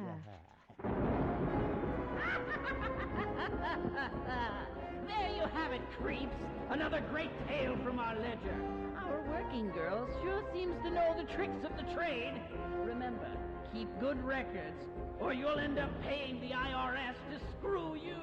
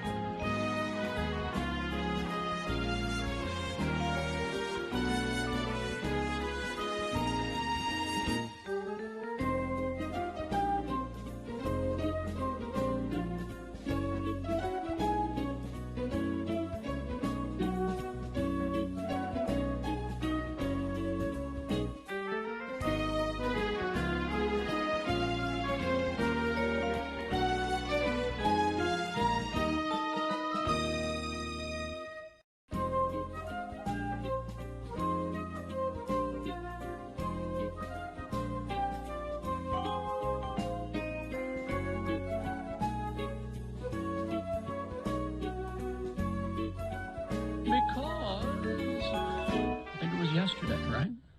Yeah, we got good news. Blink 182's Mark Hoppus, who's been, checking in with us periodically about his cancer treatment. He says that his oncologist says I'm cancer-free.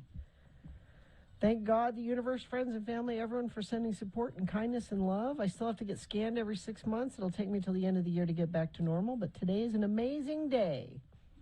Yeah, he had been in, since June. He was diagnosed, in late April, with stage 4A diffuse large cell B-cell lymphoma, which is a type of cancer that his mother had previously had and beat. Earlier this month, he revealed that he had completed chemotherapy and was waiting on a scan that would take place today, September 29th, and that would let him know if the treatment worked, and apparently it did. So there Carrie, you go. when you got that, you're all clear, cancer free. Did you believe it, or did you say, I'm going to wait a while because I think it might come back? Were you able to? I was happy to hear it, but I also didn't believe it. Yeah. And that's why, for years, I went every 6 months, just because I could afford to do it. and got checked. The blood test and the X-rays and all that. And then my doctor said, "Look, I'm pretty sure we're good here." Yeah. And I said, "Well, how about once a year then?" And he goes, "Okay, I'll see you once a year. That's fine." And then after a while, he said, "No, seriously, we're good. You can stop. I've got a lot of other patients I got to get to." And so, yeah. The bad thing about that is that, so I'm going to have a colonoscopy this month. Oh. And I have lost track. So yeah, I'll bet it's. So the first time I ever had one, there were some little polyps in there, and they just take care of it. It's not a big deal, but they want you to come back in 3 years instead of 5, I think it is. Or, yeah. And so I did, and then and at some point well, the last colonoscopy, as it turns out, the last one I ever had was probably 10 years ago. Really? And I'd sort of forgotten what I was supposed to do. So I may be in for a big surprise this month. Who knows? Well, the worst part of the colonoscopy, though, is the prep. Sure. It's the prep that is drink the all the worst. stuff. Apparently, that's even gotten a little easier. Well, I had one about since 3 I did years. it. I had one about 3 years ago, and it was miserable. Well, this stuff. You can do it in one of 3 different ways. They give you 3 different options, and there's a prescription that you can do, or you can just get some stuff over the counter that they sell. Well, that's what we did. It was the over-the-counter stuff, and it was miserable. Was it? You still have to drink all that, and and then you're. It's just Gatorade, though. I think. Isn't no, it tastes terrible. No, it's really it bad. makes you. Gatorade doesn't make you poop. It makes no, you no. poop. I mean, the liquid you put it in the Gatorade. Oh. Yeah, but it makes the Gatorade taste worse. I mean, Gatorade already don't taste good, but. That's why I did the and I know your wife did it too, Bill. The Cologuard, which is you poop in a bucket and send it in the mail. And here's a bucket of poop for the mailman. Poop Chat on X96 Radio from Hell. Yeah, but I think that's not it. They don't that's not as accurate. No, not as accurate. Not as accurate. As a colonoscopy. No, it. Speaking of colonoscopies, you remember when Orange 45 was rushed to the hospital, and they never announced why, and we were all thinking stroke or some kind of thing. It was a colonoscopy. He didn't want anyone to know he was getting a colonoscopy because the late night comedians would make fun of him. And well, so there was that. It was strictly on the down low. Yeah, part 2 of the story. Was. He refused to be knocked out for the colonoscopy. He went without anesthetic. He was awake while they did it because there was no damn way he was going to sign presidential orders over to Pence even for a half hour. There was just no way he was going to do it. Would not. That's bizarre. I saw a commercial yesterday. It just popped into my head here. I don't know what it was for, but it was a bunch of women sitting on toilets and saying, "Powerful women poop." What? What websites have you been going to? No, this was on TV. I'm not going to Google powerful women poop. This was on TV. It was an ad for something on television. Somebody probably knows what it is, and I just saw it's like powerful women aren't afraid to say we poop. Powerful women poop. It was an ad for something having to do with your gut flora, and something you're supposed to take every day. Gut flora. I've entered into Google powerful women and the letter P, and it's not autofilling. So I'm not going to. Don't go any further, Kerry. You guys are chickens. I'm not going to do it. I'm going to do it right now. No, oh, geez, don't. Well, you can tell us all about it on the other side of this break, because coming up we got Boner Fight, a reasonable amount of news. All of that on the way. UtahAdvocates.com. That is the website you go to, and you can talk to a lawyer anonymously via their chat feature 24/7 and find out if you have a case. Yep, the advocates, they now look, you should have insurance. Make sure you have your insurance. Make sure you're all up to date on that, and get as much insurance as you can afford. But if you get hurt in an accident, and you're pretty sure you're not at fault, call the advocates. Don't mess around with anything else. No, and actually get your medical treatment as soon as you can after the accident. Sometimes people put that off because they're like, oh, I can't afford to go to the hospital. I can't afford to go get treated, and then give your medical bills to the advocates and let them worry about it. Yeah, they don't charge you any money unless they take your case and get you a settlement. So you can call 24 hours a day, 7 days a week, 801-355-5550. Or you can go to their website, utawadvocates.com. There's a chat feature there, 24 hours a day, 7 days a week, The Advocates.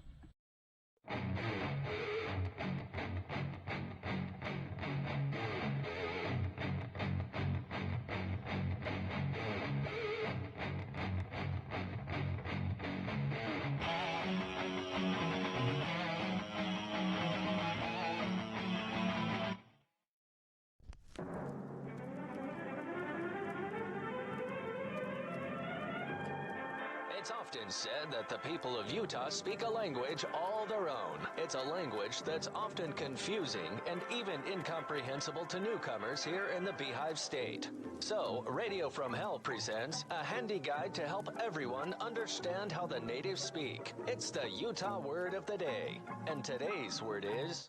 Smirnoff. S-M-I-R-N-O-F-F.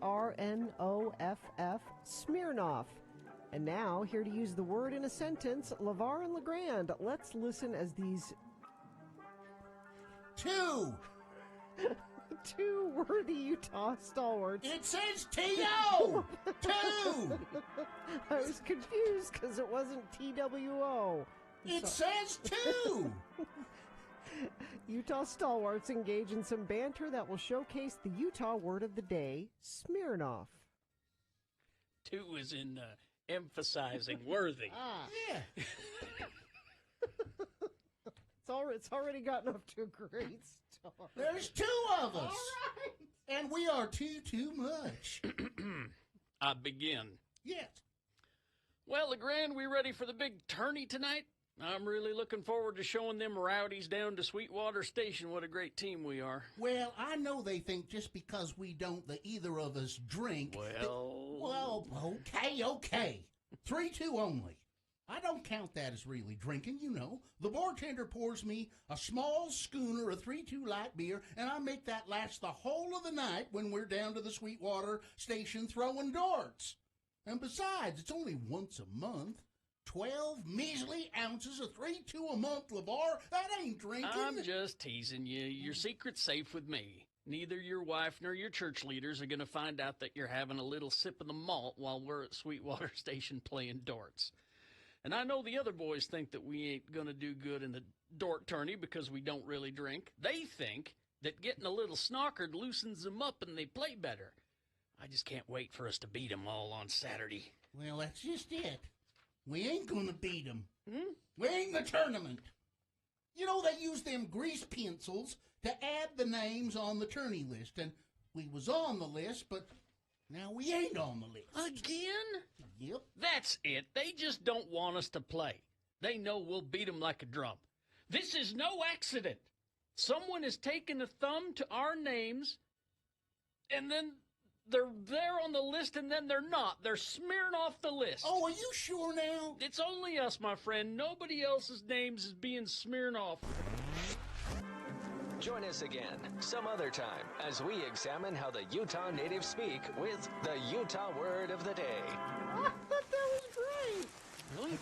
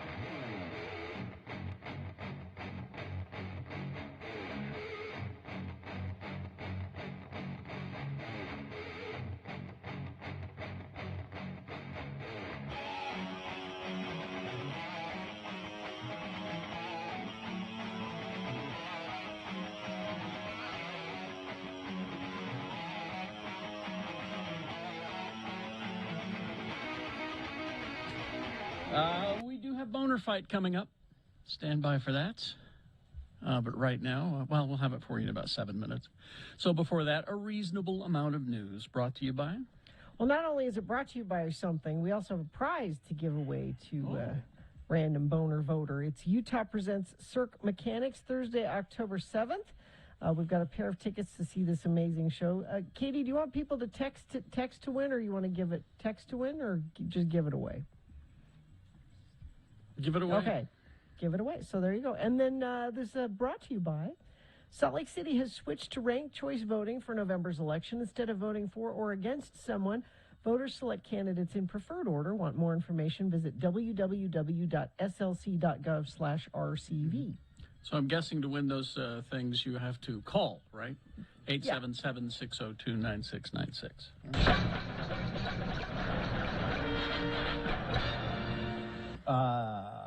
Well, I really don't know who this is, but there were some not nice comments about him online. He has died at the age of 83. Sam Riddle, famous L.A. DJ apparently in the 60s. Yes. Producer of the long-running talent show Star Search, died at his home in Palm Desert, California on Monday. Riddle had been suffering from Lewy body dementia. He started his career as a radio jock in Los Angeles, was recognized as one of the founding figures behind Boss Radio. Moving to TV, he then hosted Los Angeles variety shows, including 9th Street West, Hollywood A Go-Go. He eventually became a producer working on shows like Almost Anything Goes and Star Search, starring Ed McMahon, where he gave career breaks to stars like Britney Spears, Justin Timberlake, Usher, Dave Chappelle, Christina Aguilera, and more. Also known for recognizing the Spanish language markets, and oversaw early creation and production of numerous specials and series for Telemundo and Univision. He also produced the Lou Rawls Parade of Stars, Songwriters Hall of Fame, Supermodels of the World, so forth and so on and so on. Then I saw some comments. He was a radio jerk. Somebody said radio jerk. Aren't we all radio jerks? I guess so. I think in order to be in radio, you kind of have to be, don't you? I guess so. Let's see. And this was interesting. I thought, Carrie, that maybe you saw this. 20 years after its original proposed release, David Bowie's 2001 album Toy, which was never officially released, will be made available on January 7th. Now, when it says it was never officially released, that tells me that some copies of it leaked out somehow and people have heard it. Yeah. After his performance at the 2000 Glastonbury Festival, Bowie returned to the studio with his band to record reworked versions of songs that he first recorded between 64 and 71. At that time, the idea was to record the tracks live, choose the best takes, and release a surprise album as quickly as possible. A promotional concept that, like many things Bowie did, was several years ahead of its time, but it just didn't happen. There were some disputes between Bowie and the label, and it was shelved. Bootleg copies had leaked online in 2011.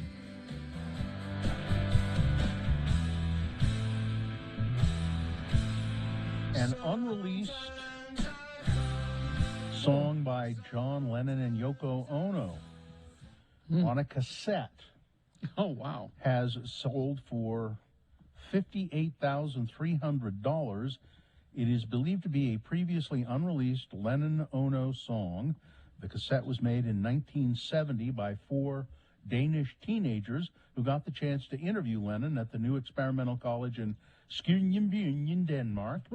Lennon is the primary speaker on the cassette, although Yoko chimes in occasionally, and her daughter Kyoko was also on hand.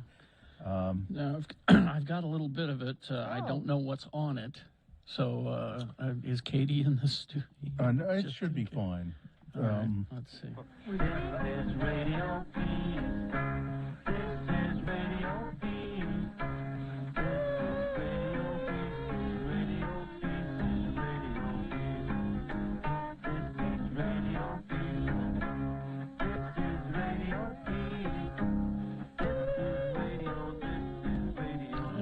you get the idea. Yeah, it was it was around Christmas time, and they were, there was a Danish Christmas carol and a Danish Christmas tree in the studio, and they were being jolly.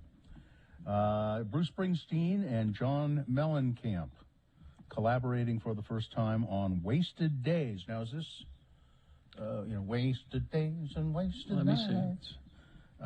They are together, and apparently they've never. Oh, it says it's a new song called "Wasted Days." It will appear on an upcoming John Mellencamp record.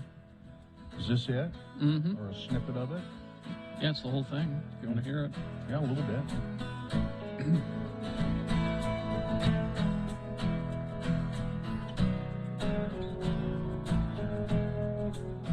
Come on. How many summers still remain? How many days are lost in vain? Who's counting out these last remaining years? How many minutes do we have ahead? Wasted days. Wasted days. Get the idea? Yeah. We watch our lives just fade away to more wasted days. Kind of nice. John Mellencamp song, all right. You got the violin in there.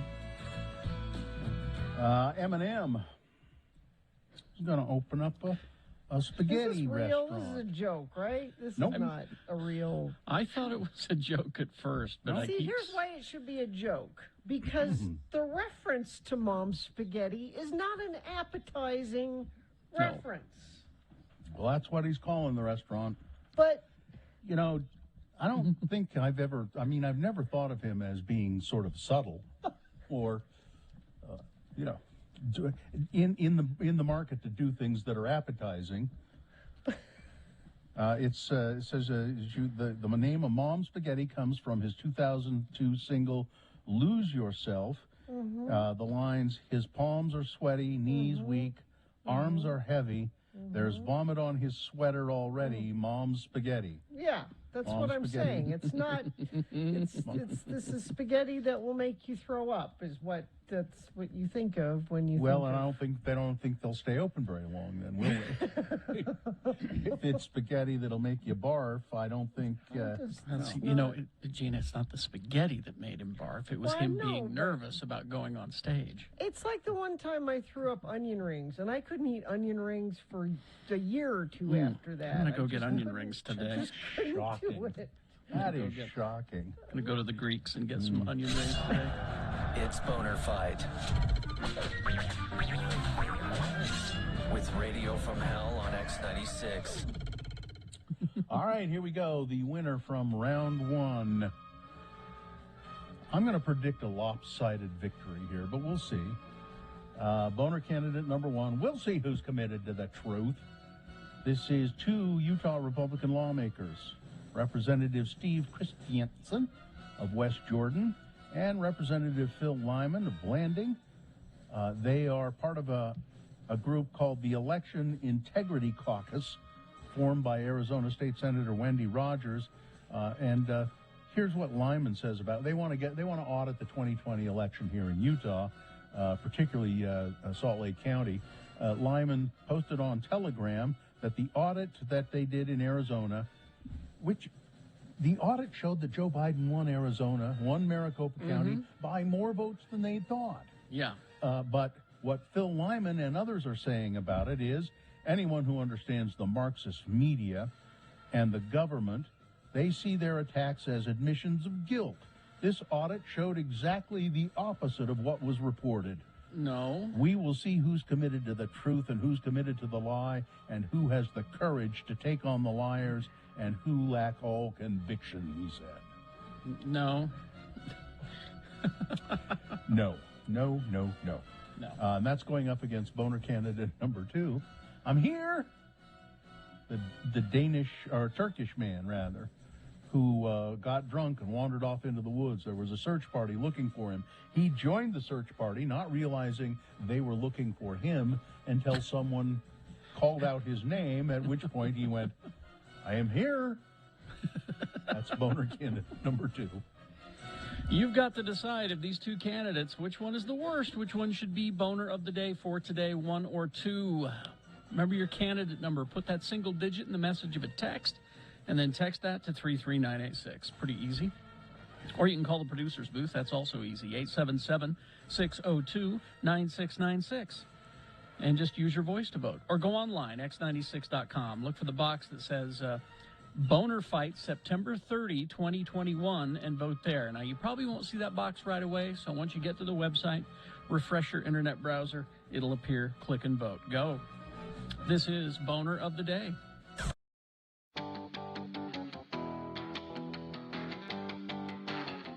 I find this on my desk when I come in this morning. This leaves a bad taste in my mouth as well. Well, it says it's a postcard. Greetings from fabulous Moab, Utah. Fabulous.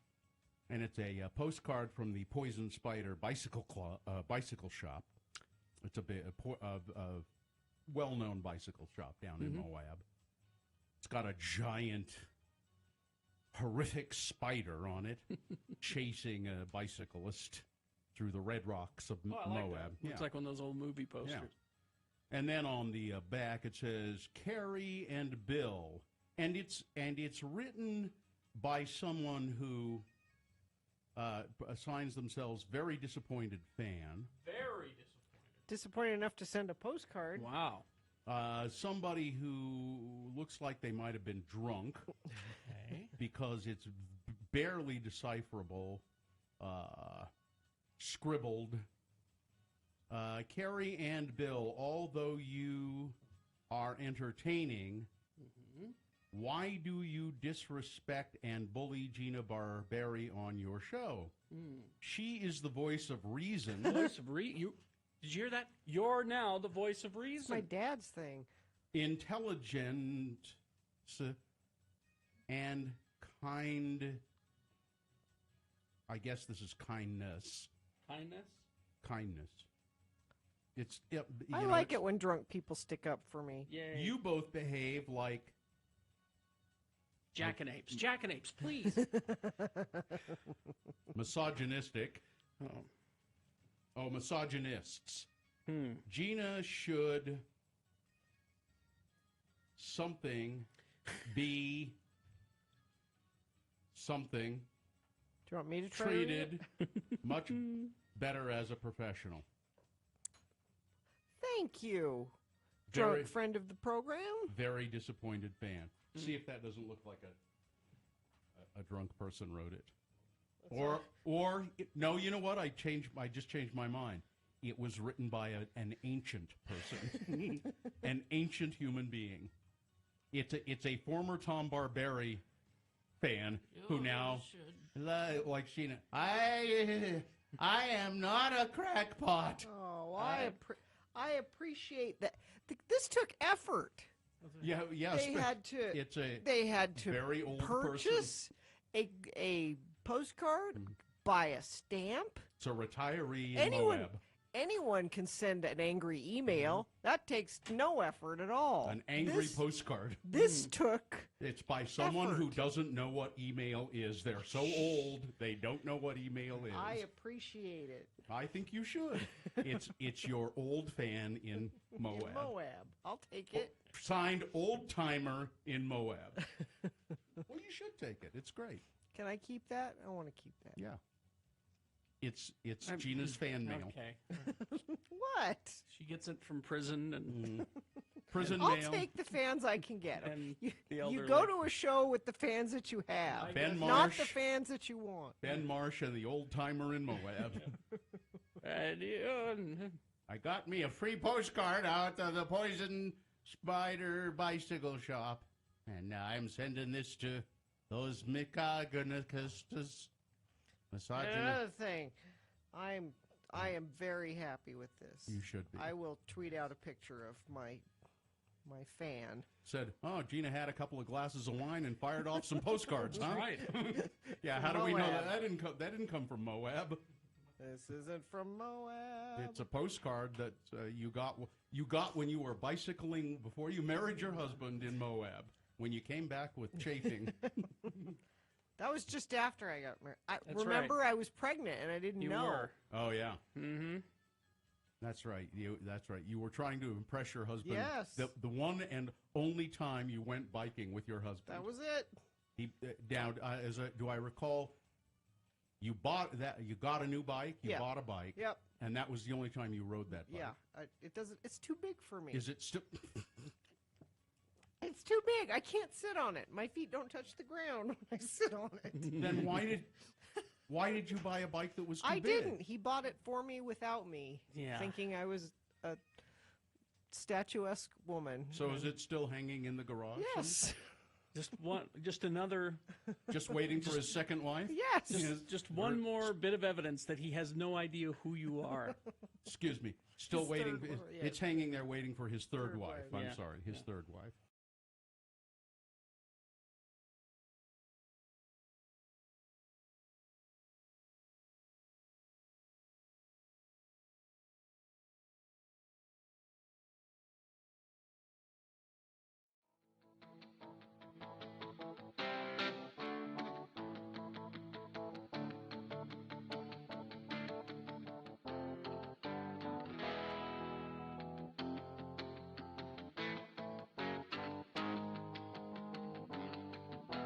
All right, let's award Boner of the Day.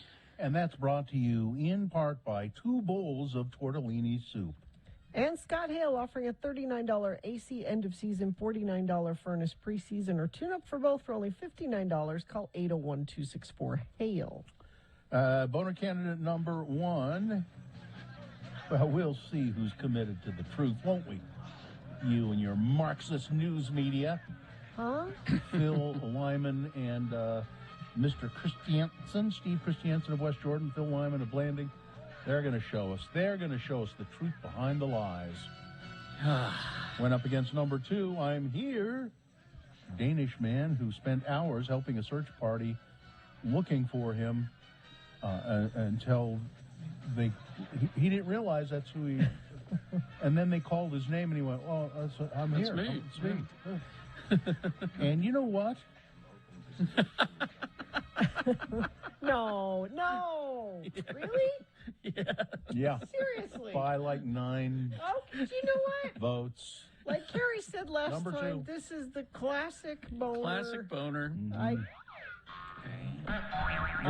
first one, yeah, the first one's kind of hard to understand. The second one, easy, classic Boner. You know. Oh, there you go. That's your Boner of the Day, qualified now to be Boner of the Week. Go ahead and hit that, Katie, and let's. The following is a sponsored feature. Let's get Phil Wright on the phone here. Okay, I think he is on the phone, isn't he? Yes, he is. Phil, are you there?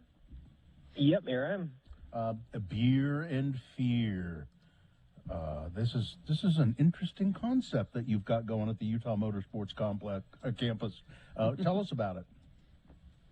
Yeah, so I like to describe it as Oktoberfest meets Nightmare on Elm Street. It's a Halloween-themed beer festival. And it's family friendly, so don't think Nightmare on Elm Street. Oh, the kids won't want to go. This is a family friendly event, right? Absolutely. Yep, it is geared a little bit more towards adult, one with the beer, and our scares are a little bit more on the kind of adult side, but we definitely welcome family. So from 5-year-old to 95-year-old, if you like Halloween and love the fall festivities, come on out. It says here you can bring your dog. It's dog friendly. And there's a VIP after party. What's that all about? Yeah, so on Saturday nights we have a VIP ticket. We have a couple different ticket levels that you can see on our website when you're purchasing. But for the VIP ticket holders, we shut down for everybody else at 10 o'clock, and then we stay open for an extra 2 hours for our VIP ticket holders to be able to enjoy the festivities on a little more of a intimate level. So that's the one you don't want to bring your kids to. Exactly. And I see that you're also you encourage people to come out and camp and bring their RVs and that sort of thing. Absolutely. Huge facility, 500 acres. We've got, electrical hookups for RVs. And obviously, with it being a beer fest, we want you to fully enjoy the, 50-plus types of beer we're going to have here. And so, by all means, bring the camper out, stay the weekend, and, really enjoy the full beer and beer fest. And you get to shoot paintballs at zombies, too, right? Correct. Yeah, we have a haunted house, actually, 4,000-square-foot haunted house. We've got a zombie paintball ride-along experience where you do shoot at zombies and cars and all kinds of things. And we even also have a haunted drive-in, so you watch a scary movie while actors come around and are scaring you in your car. Oh, that's cool. Oh, jeez. Katie's going to be all over. This is everything. Oh, yeah. Katie. She'll be Now, this is not just a one-time event, I guess. It's every weekend for October? Correct. Every Saturday and Sunday throughout the month. Yep, starts at 4 p.m. each day, and it should be a ton of fun. So if you haven't kind of sick of the same old haunted attractions in Utah, would definitely come on out and give this a try. All right, so Phil, how do people get tickets? What's the best way to find out more about it?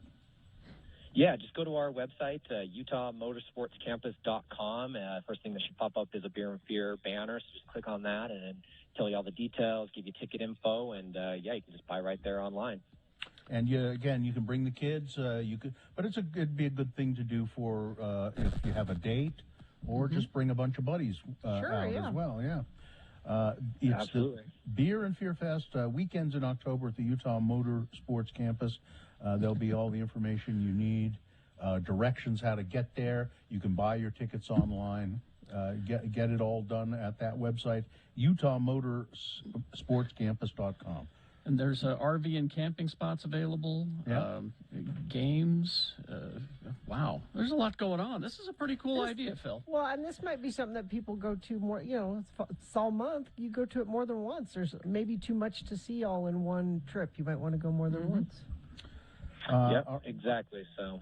All right, Phil. Well, thanks for checking in with us. I hope it's a big success. It starts, I guess it starts this Saturday. Yep, this coming Saturday. All right. That's a great idea. Thank you. All right. Yep, thank you. We will take a break. We will be back and crawling towards the exits after these X96.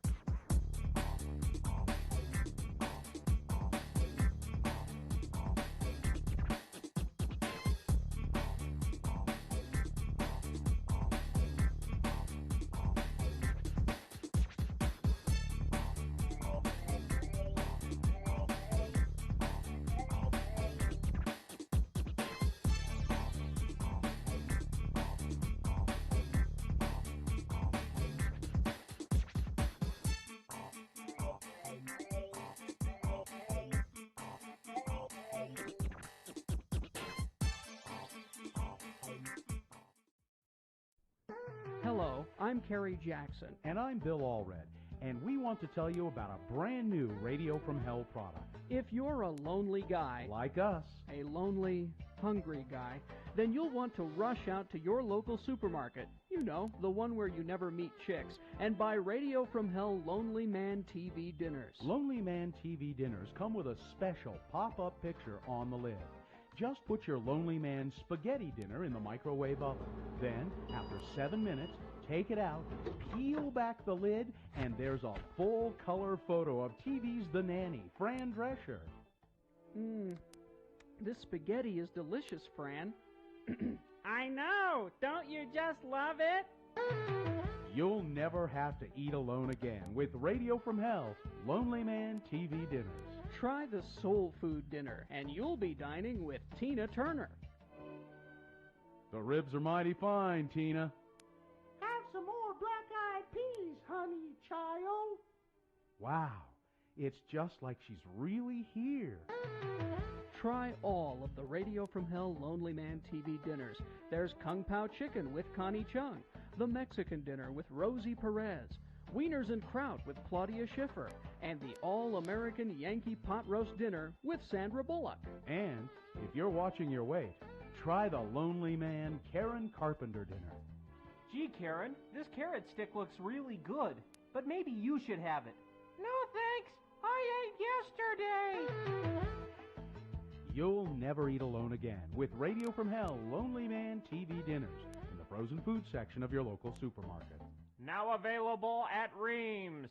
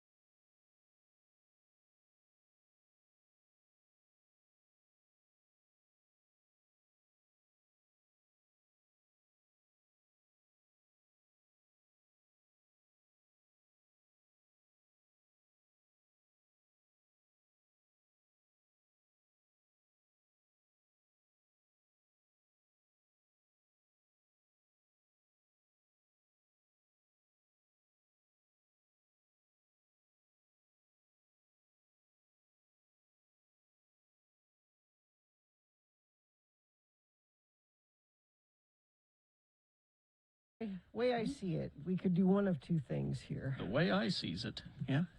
I could complete the list of celebrities that everybody likes. Because that was so thrilling, the first part of it. Or we could keep going with poop chat. Well, we did. So you guys were chickens, and you didn't want to. I said I saw a commercial that was women who poop. That's what they kept saying. I couldn't, but I didn't remember exactly what it was for, and I was kind of surprised to see it on the Food Network. But Well, you know, food goes in, natural consequence food goes of in, food comes out. If anyone needs to Yeah, keep but- going, it's But yeah. so you guys, I Googled it, and it is for a product for women, and it's perfectly legitimate. And Carrie found the commercial. You want to play it? What? I have questions, but here we go. All right. Okay. Now, you need to keep in mind the visual the visual joke here is anytime you hear a woman say, I'm a woman and I poop, they're sitting on the toilet. Yeah. Now they're fully clothed, and you know. But here you go. It's just a minute, so. Being a human is hard, especially if you're a woman who's also having trouble doing that totally normal thing all humans do, but not all of them like to talk about. Oh, are you talking about pooping? Let's just say Garden of Life's doctor-formulated sitting women's on the probiotics toilet. help your digestion so you can be a more regular human. I'm comfortable talking about poop. You can just say poop. It's 2021. I think everyone knows that women poop. I love pooping. You poop, girl. Plus, did you know that the 40 billion probiotics found in Garden of Life can help support immune system health? Oh, are you poop-splaining me right now? Oh. Wow. Don't be shy about pooping. Pooping is powerful. This Wow. is my favorite part of the day. I poop. She poops. All women poop. I'm a woman and I poop. I'm a woman and I poop. I'm a woman and I poop regularly. Thanks for the poop empowerment. Yeah. I'm not saying poop empowerment. I'm pooping right now. Okay. Look for Garden of Life, the #1 probiotic that helps women, #2. And it can even help maintain healthy pH and yeast levels. Oh, are we talking about my vagina now? And that's where the commercial ends. So I think I know your question, one of your questions, Carrie. Well, now that I know, because they talk about the maintaining the yeast levels, I was wondering why this is specifically for women, because it convinced me.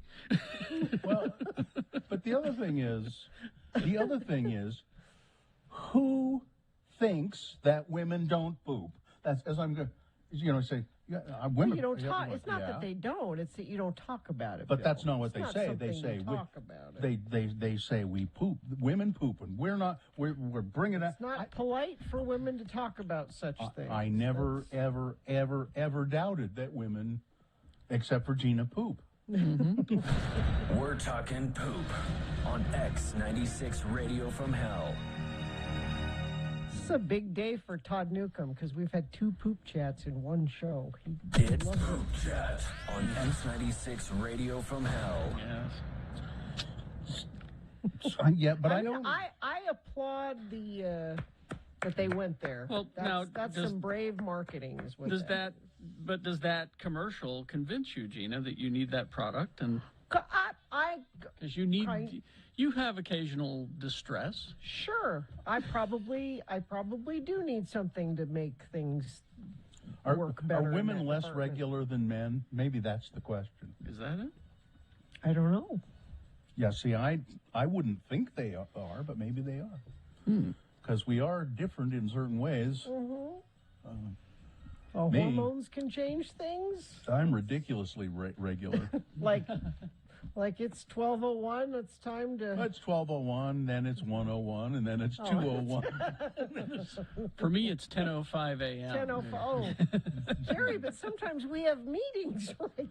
That's why the meetings start at 10:30. Oh, I see. Oh, well, okay. Well, actually, we have time to complete the list. Oh, okay. Let's do that then. So yeah, let's get going. It's Radio from Hell with another list, because people love a good list. X96. The operative word there is people love a good list. Well, so far I think this is a pretty good list. It's a list Yeah. of celebrities that no one hates. Now, we had done the first half of the list earlier in the hour, and I'm just going to keep going with it. There are some names that haven't popped up that we assumed would be on here and haven't been on yet. Keanu Reeves would probably be on there, right? Yeah, I'm surprised that this list is this long. I thought it was going to be like 8 people. But as we mention it, don't you agree, though, most of these... Yeah, most of them seem like... And this one right here, Hugh Jackman. Nobody hates Hugh Jackman. Everybody loves Hugh Jackman. This one I'm confused by. Ralph Fiennes. Oh, I hate him. I hate that guy. Yeah. I hate that guy. He dumped, what's her name? Alex Kingston. Oh, no, you're thinking of... Isn't that him? You're thinking of Kenneth Branagh, right? Oh, yeah. Well, he dumped somebody.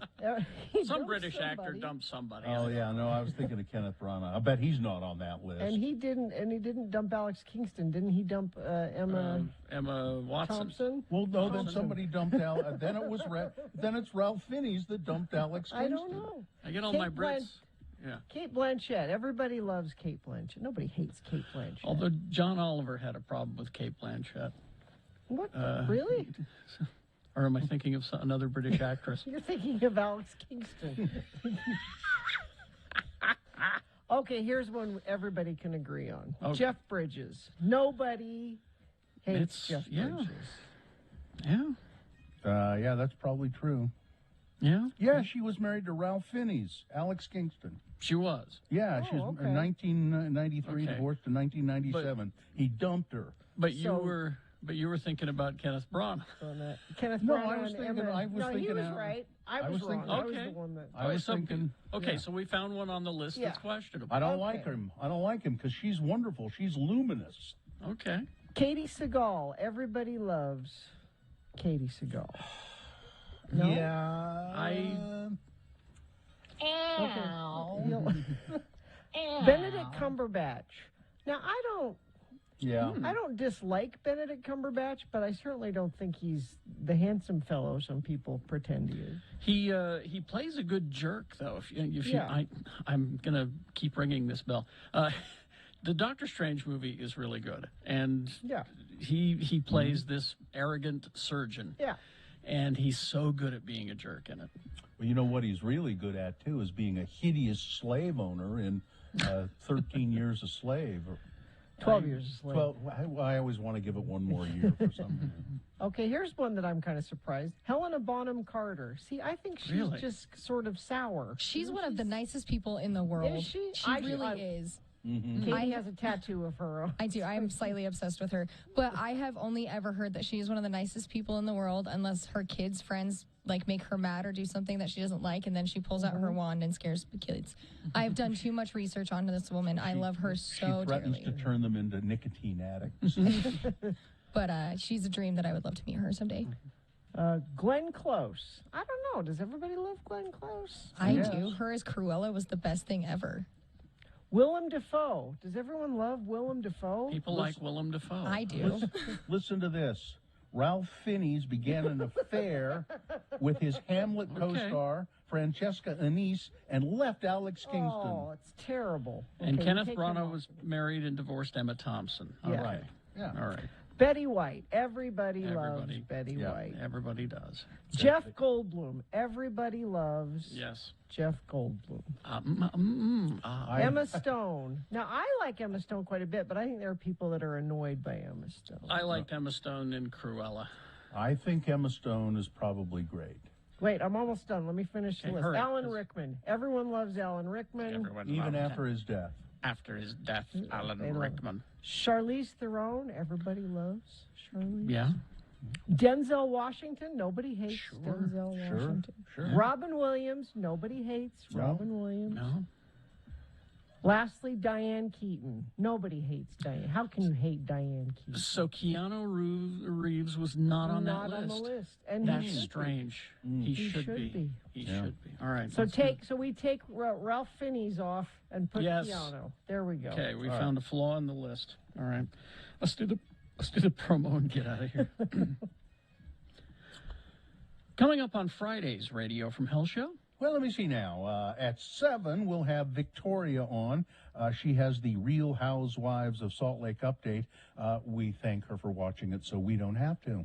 Then at 8 a.m., it's time to have another drink with Jimmy the Wine Guy, featuring Oregon's classic Acrobat wines. Then at 8:45, Dr. Angela Dunn will be with us for a Salt Lake County health update.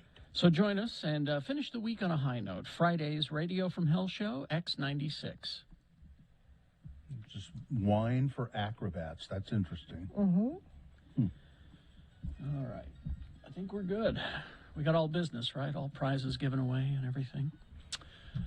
All right. Fine job in the producer's booth. Thank you, Katie. Fine job as always. Live long and prosper, bitches. Don't you know who I am? Pooping is the natural consequence of eating. Corey is next.